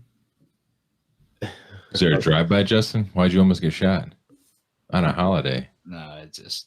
That's not that bad of a neighborhood. I'll show you. You'll be like, oh my God, let's get Well, your I'm done. definition of a bad neighborhood, apparently I come from hoity-toity place then, because if that's not a bad rundown neighborhood, I don't know what is. Just I'm look at from it a this way. Toodles area. Toodles. RoboCop moved from Chicago to Detroit because it was so dangerous. What does that tell you? That is bad. That is real bad. You know, Justin came from like Chicken Spoke, Tennessee. So if we think Chicago is bad, it's pretty bad. Mm-hmm. I don't know. I guess the neighborhood was not bad. It's just the house. I don't know. It's just run down, trashy, freaking trash on the side of the road, crap falling apart. And just, I don't know. One day we're gonna take a ride. What's the bad neighborhood, Adam? What's the worst one you can go to? I think he mentioned that. What was that? There's neighborhood he like mentioned? 3 that are pretty bad. I actually owned a house in one as a rental. West Pullman's pretty bad. Inglewood is real bad, and then Inglewood. the west side of Chicago is real bad too. What the hell was that? Like I you're know, from it's funny. Inglewood or something? It felt like it was- represent. Okay, very good. Hey, there's a guy waiting here. His name is Josh. He has no last name that he felt he needed to give us, though. So it's just Josh. Are you ready Hey, for this? Josh. Yep. And Hamilton got earphones as well. Hamilton's just trying to screw with you. He just wants to get back in here so he can make you sound like a ventriloquist dummy. All right. I So, hate that play. I hate that how he says. I hate that play. Hey Josh, Hey, how y'all Look doing? Look at that crazy hair. Who is this guy? I was laying down. I started watching the show, and then I got into it. Were you laying down with a No, vacuum on your head? Dayton's the worst area. That's true. But Dayton what? Dayton what? Ohio. Yeah, I think I've heard that. They're getting robbed, and I've seen a few shootouts down the road while I was on the roofs. But You ever been on a roof and there's a robbery or a shootout in the store below you? you know I have, Bill. Yeah, I have. Oh yeah. Family Dollar. You'd be surprised how many robberies go on in Family Dollars. I was in a Family Dollar when it got robbed. I robbed a Family Dollar while I was working. I think it was the same Family Dollar. But That's funny. no, Dayton and Cincinnati both suck to work in. Even Rick's chiming in. Good old Dayton. But Dayton. Columbus is awesome. Yeah, he should be right near Dayton. Good old Rick. Does all the Can you hear me this time? Yes. Yes. There you go. Yay. See, we had Yay. faith. I promise. I wasn't trying to screw I had anything faith up. in you, bud. Zach had Thank his- you. Thank you. Thank you. Thank you. Oh my gosh. I've never done a live stream before. So Sorry, Josh, for cutting you off. And Corey, he's right. Strike 3, you're out, Hamilton. But anyways, yeah, go for it. Strike 3, you're out. Wow. Strike 3, you're out. That's amazing. Are you outside, Josh? It looks like you're in like next to a tree. No, I'm right. Yeah, I'm right by my Christmas tree. Oh, your Christmas tree, yeah. I just shut off the TV and get somewhere where it was light. It's pretty quiet there. Where's the family? Sleeping. Oh, nice. Very nice. It's only I should show midnight. everyone my Christmas tree. And the yard. Go for it, bud. Nah. Poor guy's working so hard at it. You're like, Nah, I'm good. Don't worry, guy. Okay. I'll drop out there. Let's not overcomplicate the conversation. I want to see Hamilton's I'm gonna go Christmas on tree. mute. Hamilton probably is the best Christmas tree. I don't have a Christmas tree in the Exactly. garage. All Yeah. I have is my lovely pile of shit that is everything I have to work on that I'm putting He looks like he's live streaming from the back of a pawn shop. from the garage. Where are you from, Hamilton? East Tennessee, Oak Ridge. That's right. Oh, Oak Ridge boys. huh? Not too far away Oh from man, I Shannon. turned my phone. Joe, Now I can actually see myself. yes. what is Oak Ridge, You're going Tennessee known sideways. for? Manhattan Project. Bam! Yeah. Just an You're 8. not, Joe. I'm trying to quiz the Canadian.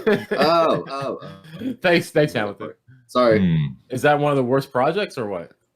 No. All the stuff they did later was way worse. Hamburglar. What the hell is that? Like all there was an operation in the late 50s Zach. to recover a bunch of mercury or to recover some sort of isotope from the mercury, and it went everywhere. Oh, that must be it. It's all over this town. Oh, So. I live in a super fun site. Yay! Sounds Yeah, no radioactive. Yeah, I Yeah, bottle the it's- water. Yeah. You don't drink the water here. I bottle it. Sell it. Radioactive water. Does it glow Yeah. in the dark? Not necessarily. Hmm. But there are roads that if you drive down, they will escort you back to the main road. Really? Like the Yes. government employees will escort you back? Yes. In Interesting. fact, a few years ago, a nun broke into the facility, and that made national headlines. He really did show Really? the tree. why would Yeah, it a was like- nun? An 86-year-old nun managed to cut the fence and get like all the way into the facility before security managed to notice. What is she doing? There was a protest. They were Oh, smearing blood on the side of the wall or something for an Wow. anti-nuclear protest. oh, Hmm. Do you eat fish from Watts Bar? No. What? No. There's signs everywhere that say, do not eat the fish. You can eat them fish. I've ate fish from Watts Bar. Yeah, I mean, you'll probably be okay. There's much more dangerous things that'll kill you before that. Yeah, true. guys, Adam's looking for some glory. So yes, Adam, that tree looks awesome. That's Yeah. really cool. Yeah. Pretty. It's pretty. Okay. That's super cool. I've yet to put mine up. You can tell by the He's only got 38 hours or more into that tree. That's it. It's like weeks. Yeah, maybe more of that. Yeah. He may be in overtime now. You're gonna buy one of those things you put right in front of the house, and like has the little lasers it puts all over your house. You know, Yeah. it's so It's easy. scheduled to turn off, I think, at 11 o'clock. So that's it. Good talk.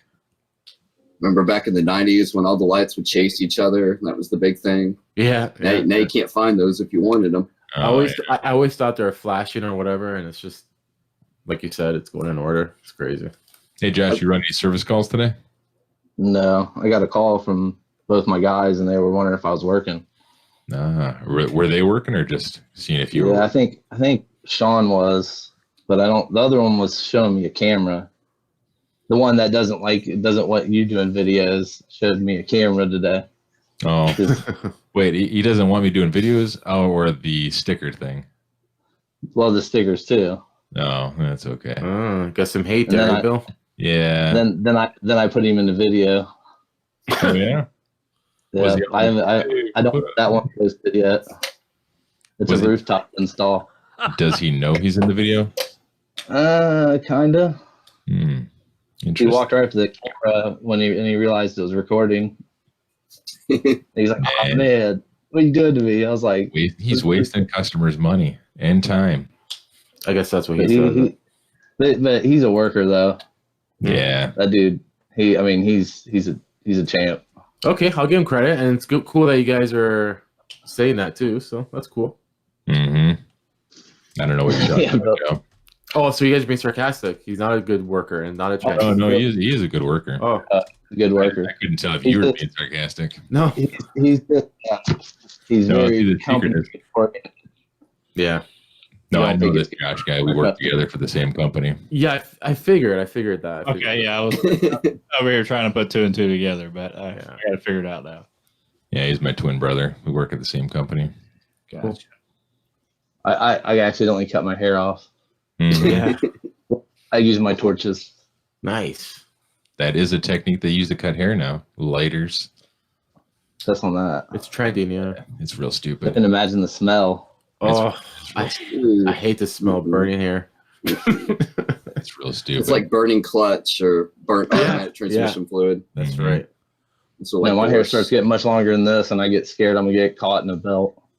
Now Josh here, he's a lead technician for I forget which area because he covers all the different areas: Cincinnati, Dayton, Columbus, whatever else in there. So if you guys want to go back into some interview questions, this is probably a good guy to talk to. I don't know if we switch topics, or not, but he's interviewed 75 people last week. It seems like I interview a lot. What were you looking for, Josh? In particular, anything in particular, or just Looking What for? a technician from As far as Canada? work, Looking for. always looking for a good technician. But like, what were you looking for? Like, what quality, or what? Like, What do you focus on when you're interviewing Yeah. somebody? Honesty is my first thing, I'd say. Yeah. Just because I can work with somebody if they tell me the truth. Like if they break something, we can figure out how to fix it. But if they try hiding it, blaming it on somebody else, it just, honesty is probably the first thing. There, yeah. But cool. personality too. If you're not mechanically inclined and you got bad personality, it just don't work. Can I tell you, when I first interviewed with this company, I could tell they really value personality. And I was like, man, I am the most monotone person I've ever met. And I'm like, I hope I get the job. Yeah, but for how monotone you are, you're hilarious. Yeah. But I can't tell. I can't tell when I'm being sarcastic anymore. It's all the same now. I only feel one feeling and everything I say sounds the same. It's funny, I'll call Bill and I'm all positive, like, oh, today's great, the weather's awesome. Bill's like, it's raining and horrible. Yeah, it's raining horrible. The glass is half empty. That whole thing. When you guys are like trying to vent one day, I'm sure you guys have all tried to vent someday when you're having a shit day and you just want to call somebody to vent to, and there's only certain people you can call to vent to. Now, let's say you call that guy and you're like, man, this sucks or that sucks. And they're like, yeah, but it could be so much. You don't want to hear that. Like, well, you look at it this way. No, I don't want to hear that. I want you to tell me. Like, yeah, you understand how much it sucks. Well, don't call that guy if you want to vent, because he's just going to be like, well, it's sunshiny and lollipops taste like strawberries. I'm like, no, dude, I just want to bitch, man. But that's my little rant. I'm going to get off my soapbox. It was like last week. I was probably worse than you. I was like, yeah, everything's horrible. Mm-hmm. And then I should have, I don't know, I tried to be a little more positive, but I should have reversed the roles. I'm the opposite. I'm obnoxiously optimistic at all times. So See? certain people I can get on their nerves very easily that way. So yeah. I don't find it annoying for the most part. It's different. I do better when I have someone that's honest enough that'll at least help keep me in check. But dude, level down, and I'm like, oh, sorry, I'll get back to work. Yeah. The upside is I can get a lot of work done in a short amount of time. ADHD, yay. Cool. Mm-hmm. Steve, what's going on, Steve? Just hanging out with y'all, trying to figure y'all out. Y'all are so random. I know. As random as it gets, but that's good. It's good stuff. I enjoy it. Yes. We got 5 people with ADD on here. Yeah, keep it random, keep it interesting. Mm-hmm. A little bit of everything. Yeah, where'd that go? I think we need to talk about some 13 SEER heat pumps. Oh, he's in the background. He's here. I can't see him, but that's all right. Zach, where are you? Back when they made them out of wood. Yeah. Swamp cooler heat pumps. Mhm. Am I lagging on y'all? Looks like I'm lagging. A little bit. Yeah. Okay. 13 There seer. he What is. are you saying now? All right. 13 seer. What do you want to do? Accumulator? Well, I was wondering about pistons with 13 series. Is that your forte? Man, I And piston anytime everywhere. you came across the TXV, that was always the problem. Just Piston. throw it away. Well, no, there was a while that we did throw a bunch of them away. Emerson TXVs on Goodman units, we would go back to the piston on a lot of those, actually, because they were going bad one after the other.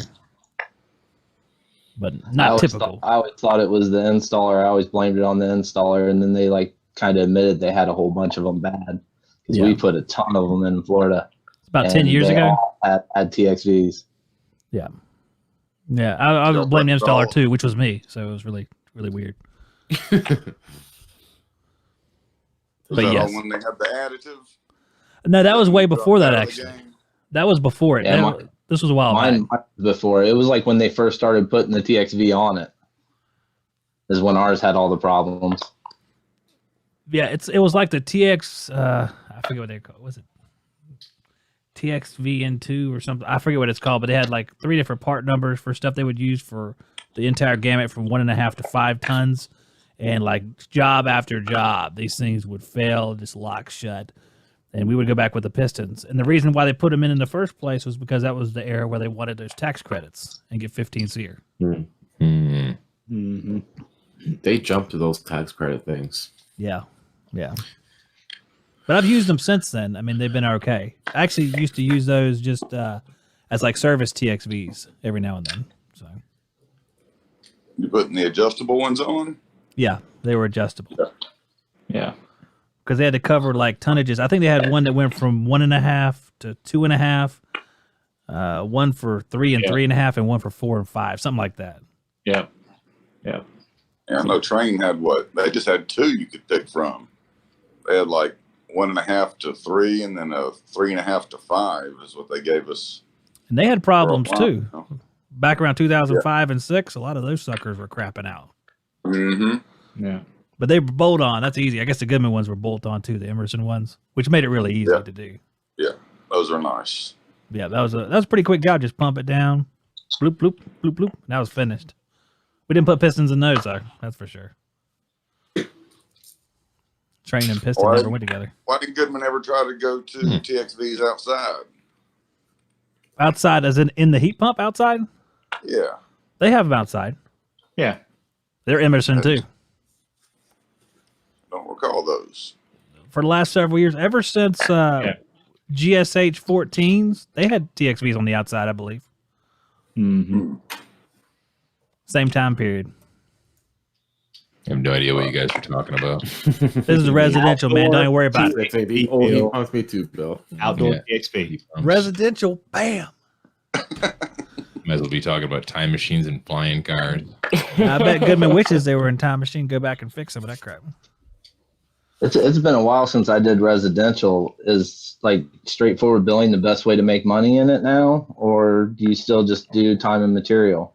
Because I've done it both ways, but I don't know which way is best for the customer now and which way would make me the most money. Man, that's a good question. We kind of have almost a flat rate, but we're able to adjust ours. We give it upfront pricing. So it's like capacitor's $300. This motor is $600. Flat rate. No, we're not that high, but we don't mark our parts up. We only have like a 5% markup on our parts. We offer strictly a service and skill and repair, but we're pushing the $250 an hour mark, so it all works out the same. I mean, we get $220 for a capacitor on the outdoor, indoors, $190, something like that. I got a buddy of mine. He works up in North Georgia. I'm in Atlanta. A buddy of mine works up in North Georgia mountains. We compare a lot, and he says we're high, but they charge $100 trip charge. Yeah, see, we're right at $100 trip charge, but we're commercial. Yeah. And I mean, I think that's kind of on the low end.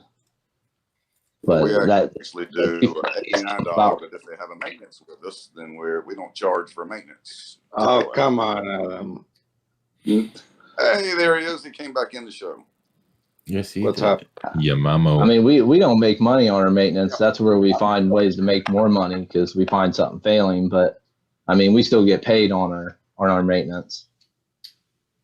Like we might break even, probably not, but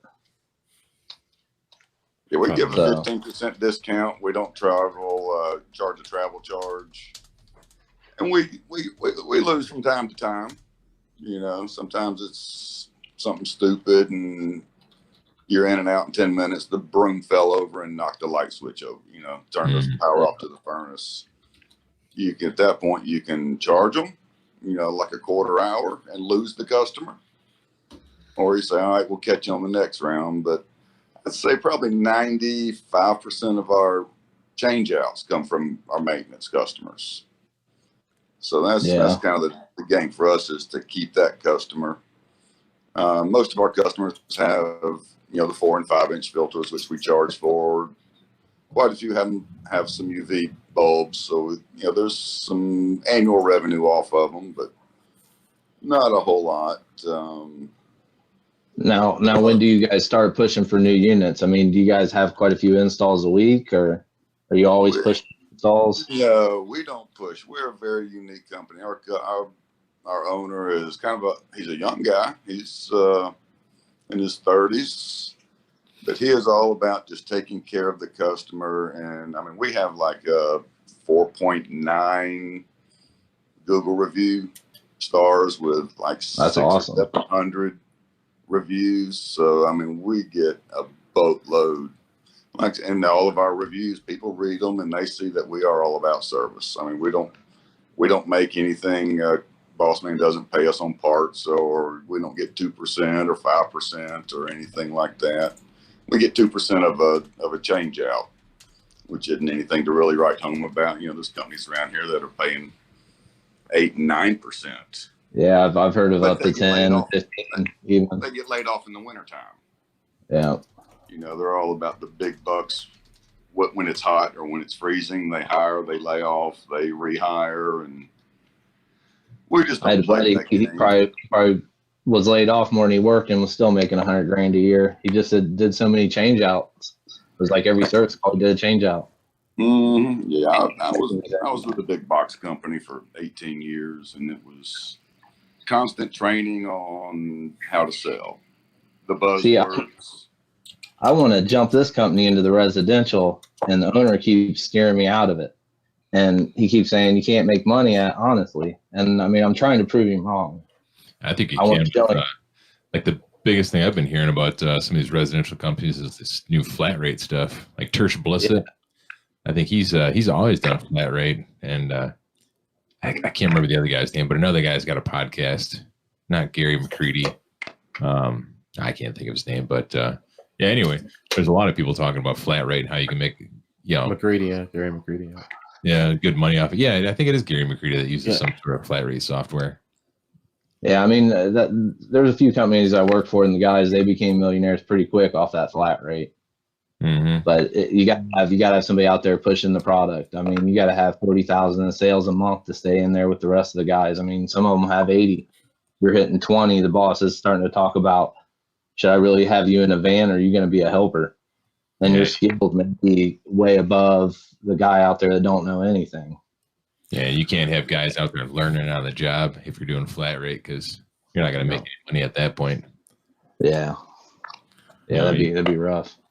Hey, Steve, somebody's asking how you get those Google reviews from the customer. We ask. Also, okay. Do you offer any incentives, Steve?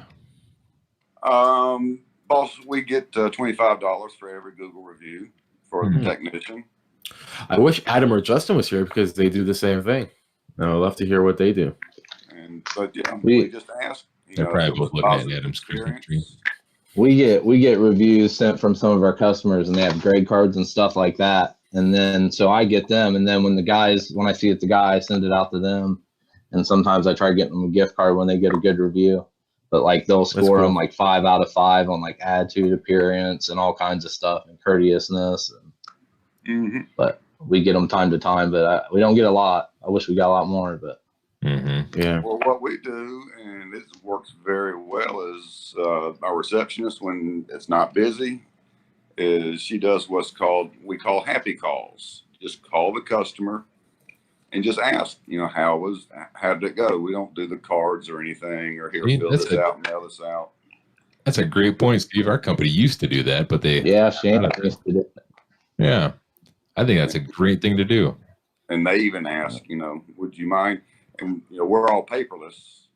Mm-hmm. And at the bottom of the email, there's a link straight to Google. They don't even need a Google account to sign in or anything. And it's just here. Go click on here and tell us what's good, what's bad.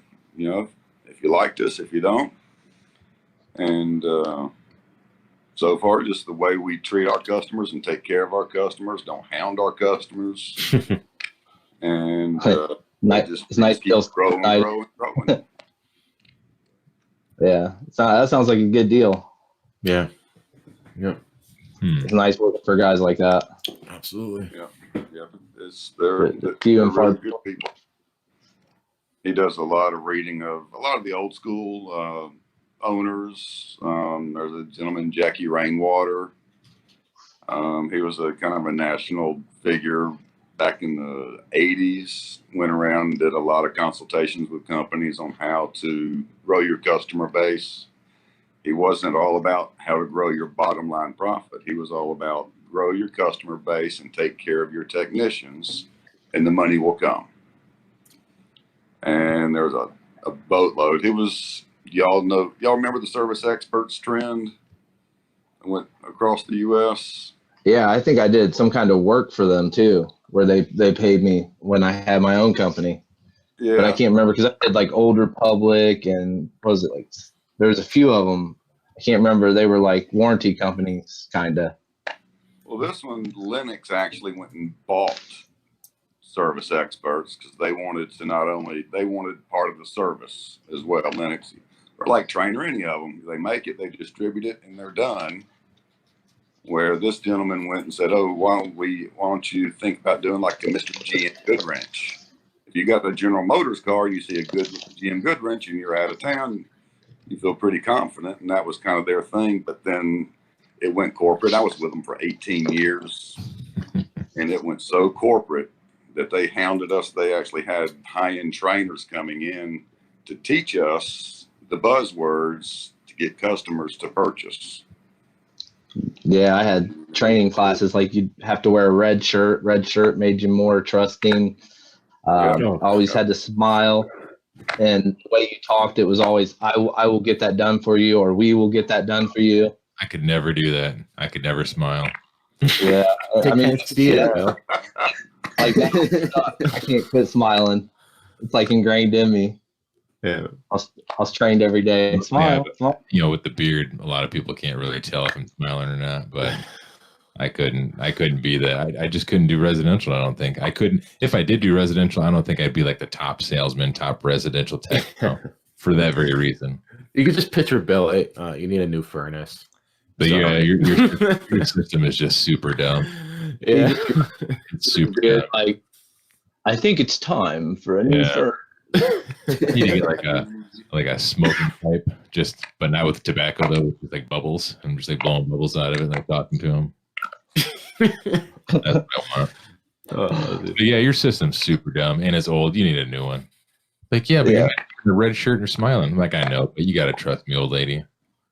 Yeah. Well, that's what they actually started having us before it went corporate. They would have us call into the office if the customer's equipment was over 15 years old.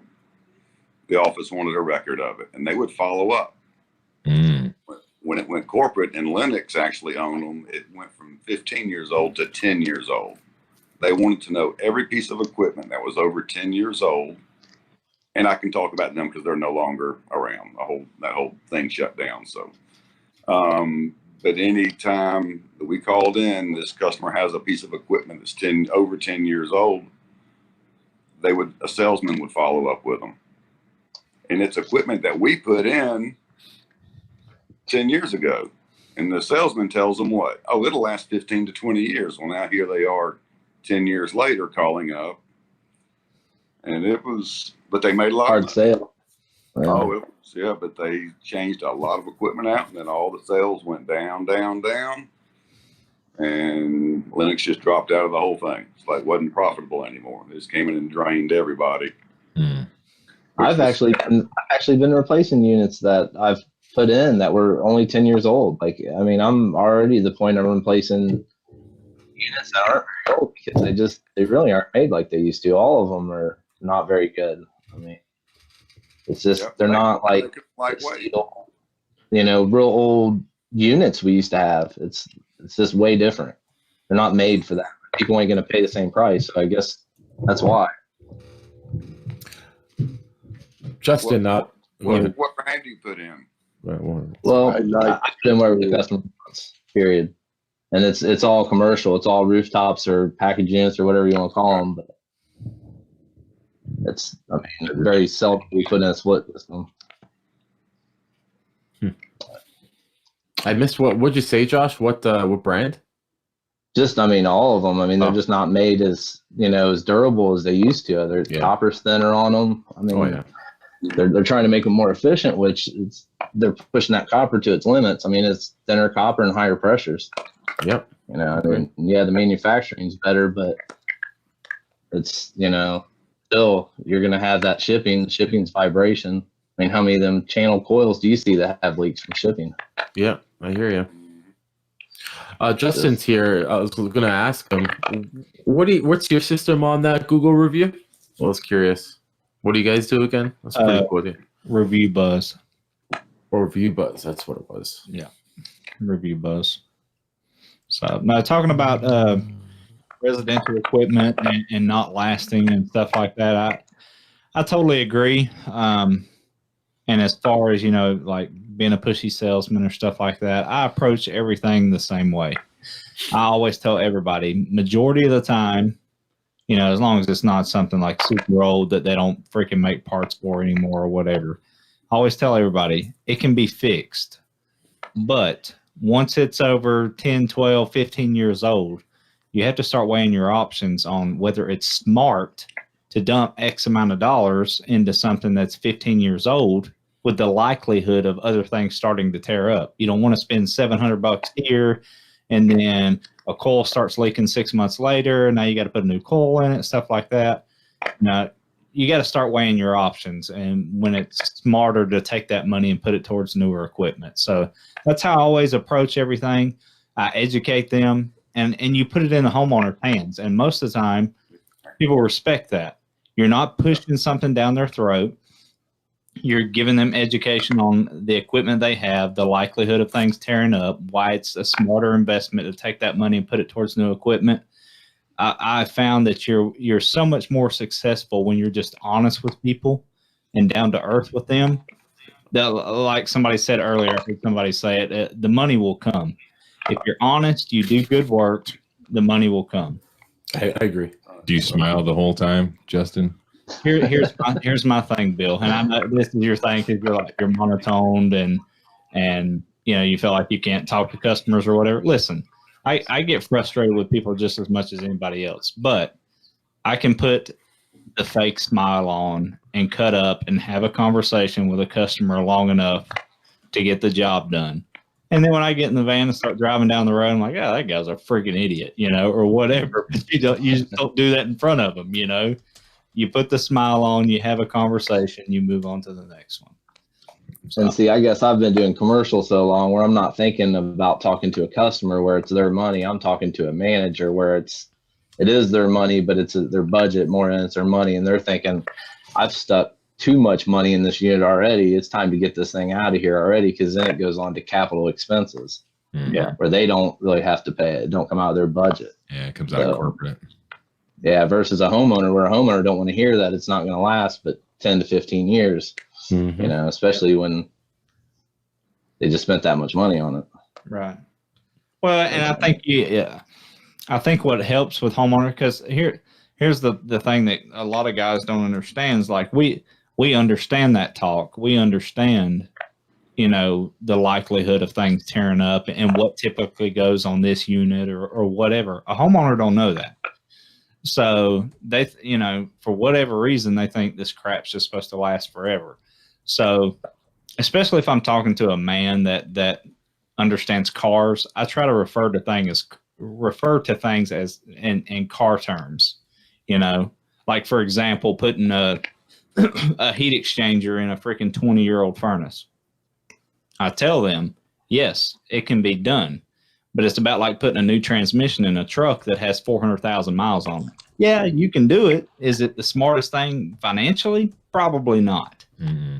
And I remember doing that too, relating everything back to cars. Like, well, you do this for your car, wouldn't you? Why wouldn't you do it for your furnace that heats your house? I remember kind of using that as a maintenance. Maintenance. The maintenance. Yeah. You use cars for maintenance, They say, well, this thing's only 3 years old. Why do I have to have it maintenance? And I say, okay, go buy a new car and don't do anything to it. Don't change the oil. Don't get new tires. Don't get your brakes changed or anything like that. Let me know how long it lasts you before it tears up. So, and then they kind of understand where you're coming from. It's no different because realistically, and I always tell them this too, like when we start talking about that, I'll say, okay, how many days out of the week do you drive your car? And they say, oh, well, 4 or 5 days, whatever. Okay, your system runs every day. Depending on where you are, whatever, you're going to have, spring and fall where it may not be kicking on or whatever. But for the most part, your system's running every day. Okay, so it gets run more than what your car does. If you're going to take the time to have your oil changed, your tires rotated and balanced, all this stuff on something that's run 4 days a week, why would you not take care of a system that runs every day? If you're not maintaining it, it's going to tear up. Things are going to go wrong. So again, relating it to something that they can understand, they tend to come around. I use the car analogy a whole lot. I've been doing it for a long, long time. And what I found in the last couple of years is the younger generation, they don't know about cars. Yeah, that's true. They don't have a clue. They know about putting gas in it and maybe buying tires, and that's it. And they look at me like a deer in the headlights. It's like, what are you talking about? Yeah. They don't have a clue, but it's gotten to the point where people aren't doing their maintenance, and we come in and we have to do what's called a level 2 coil cleaning, where you got to take the whole unit apart. And it's where is that music coming from? I think Zach's trying to get us off the air. And go ahead, Steve. Finish. And we charge them to do a deep coil cleaning outside, and they've done wasted a capacitor, and their power bills have been sky high. They hadn't changed their filter, and enough dust has gotten past to start to load up on the indoor coil a little bit. And just say, look, here's how much it's going to cost to get you back up to manufacturer specs, which is more than what you have spent or more than you've saved in the last 5-6 years by not having maintenance done. And then I ask them what their power bills are doing, and they say, well, it hadn't been cooling well, and my power bills are sky high. And then I kind of can relate. Then they start to relate as to maybe there is something to routine maintenance. And we pretty much convert them over to a maintenance customer at that point. And that's how we get our customers. Yeah. Just being straight up with them and showing them. I mean, we take pictures of the outdoor coils, and we invite them to come out, take pictures. We're a lot of furnace and AC coils, so we got to get up there and take a picture of the evaporator coil and the dust and the dirt and the stuff that's built up on that. And once they see that, they're pretty much a customer in your pocket at that point. Yeah.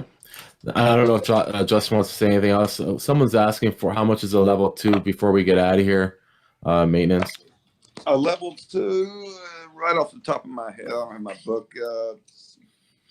Roughly $10, something like that. $240. There you go, Michael. All right. Anybody else? Any questions or anything before we get out of here? It's getting late. Hey, just thanks for having me, guys. Oh, anytime. Y'all John. take care. Hey, thanks for Nice stopping meeting in. you.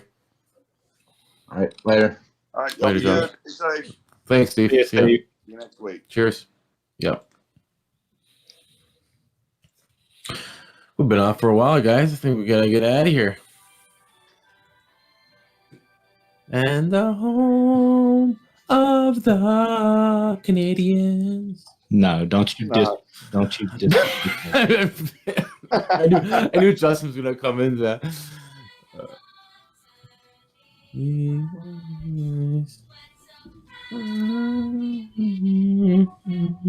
Isn't this what they play at like midnight on TV when the channels end? Yeah, 1997. This is good for the festive week. I like YouTube. Yeah, but that's like an hour Curious. too late. Curious, I'm selling your Good hats, point. $16 a piece. You're gonna make a killing. You're gonna have enough money to go to AHR for the rest of your life. You're welcome. Zach, you're my best YouTube friend. That is unacceptable. I expect you to fully branch out the next year. Something about that. It's almost like when I hear it said that softly and kindly, it's almost like a negative. Oh my gosh. When do you know Bill's negative or positive? Jeez. Yeah, even I don't know that. Jeez. So much for 9 o'clock these days, huh? I know. Are you kidding me? Yeah, What we is start this? late and then we go on for like 17 hours. It's like this is only a hangout. You've come Mhm. full circle back to the hangout. It's So just the You hangout. probably just keep doing those, It's, I guess. It's, so much, it's a better hangout now. It's just we're trying to cover so much information and teach the world so much about what we know. And get great people, guests with knowledge coming in. It's cool. Big old hangout.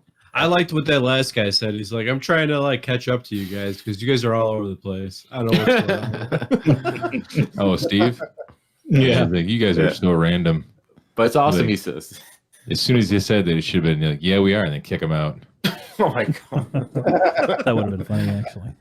Like, how random is that? And then bring him back and apologize. But Yeah, he Hey, loves it. Yamo, say you're so random. I am so random. Well, that's not exactly right, but see, that's what we would have done before. Now, Joe, you say, I wish Yamo was here. I wish Yamo was here.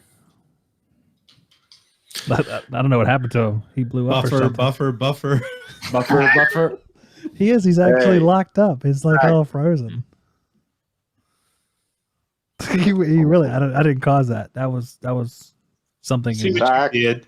See what you I did. don't know Steve what has happened, like- man. This is like Willy Wonka where the kid gets zapped into TV. Like, where did he go? Did you see what Steve put, guys? Oh no! Can you hear me? Oh shit. No. Is it a requirement to have a beard to come on the show? beard or a mustache? Yes. Beard or mustache. That's right. Yeah. I don't have much of one anymore. It's Yeah, what little happened to that, something. Justin? I couldn't tell you no more. Oh, man. You know what my Couldn't- favorite part was of this Thought I show? had you on the winning team. When it ended, right, Zach? No, not at all. No, my favorite part of the show was where I brought Yamo back in and he was digging in his nose something fierce. He was like, Yeah, I sitting there heard. like, I don't know if it was Corey. No. Somebody asked. It was like, did you find your booger? he was tickling his brain. Zach, how'd you know I was on my way back to the garage? Because all of a sudden, like I'm walking up and I'm already on YouTube. I'm like, That's Powers, bud. That's a YouTube power of Zach. Hey man, if I tell you everything I know, That's right. then you won't need me. I was like tripping over stuff, falling down. I see myself already on YouTube. And I'm like, what's happening? Yeah. Also, you got like your eyes like right up next to the thing. It was Mhm. scary, man. I was scared for everybody here. It was scary. Yeah. Well, It wasn't. Well, you guys want to take this thing out? Yeah, it's been a good one. Is it already time? Right. Only 12:30 a.m. here. I gotta work tomorrow too. Oh my God. Hey, this show started out saying, let's talk about 80% versus 90% furnaces. That was the last time it was mentioned. all right, let's do it. I blame Adam. Adam doesn't want to get into this because he knows I'll the do it. Southerners are correct. Listen, all right, let's talk about it. Oh, here we go. Oh, 80 and That's 90. better. No, save that for next week. Yeah. Nah, Next week, Adam's next week. internet broke up or something. He had to leave. Hold on, let me check and see if I can patch him back in. We've already been here for 11 hours. Yeah, next week. We've been on a long time today. I think people are sick of hearing us for now. Joe said he wants to go to bed. Yeah, hey, I gotta go work tomorrow too. Canadian terms, Joe said. I Joe, have to go Joe to is going to watch a Mango G. No. Yeah, I'm he gonna go is. watch my bed.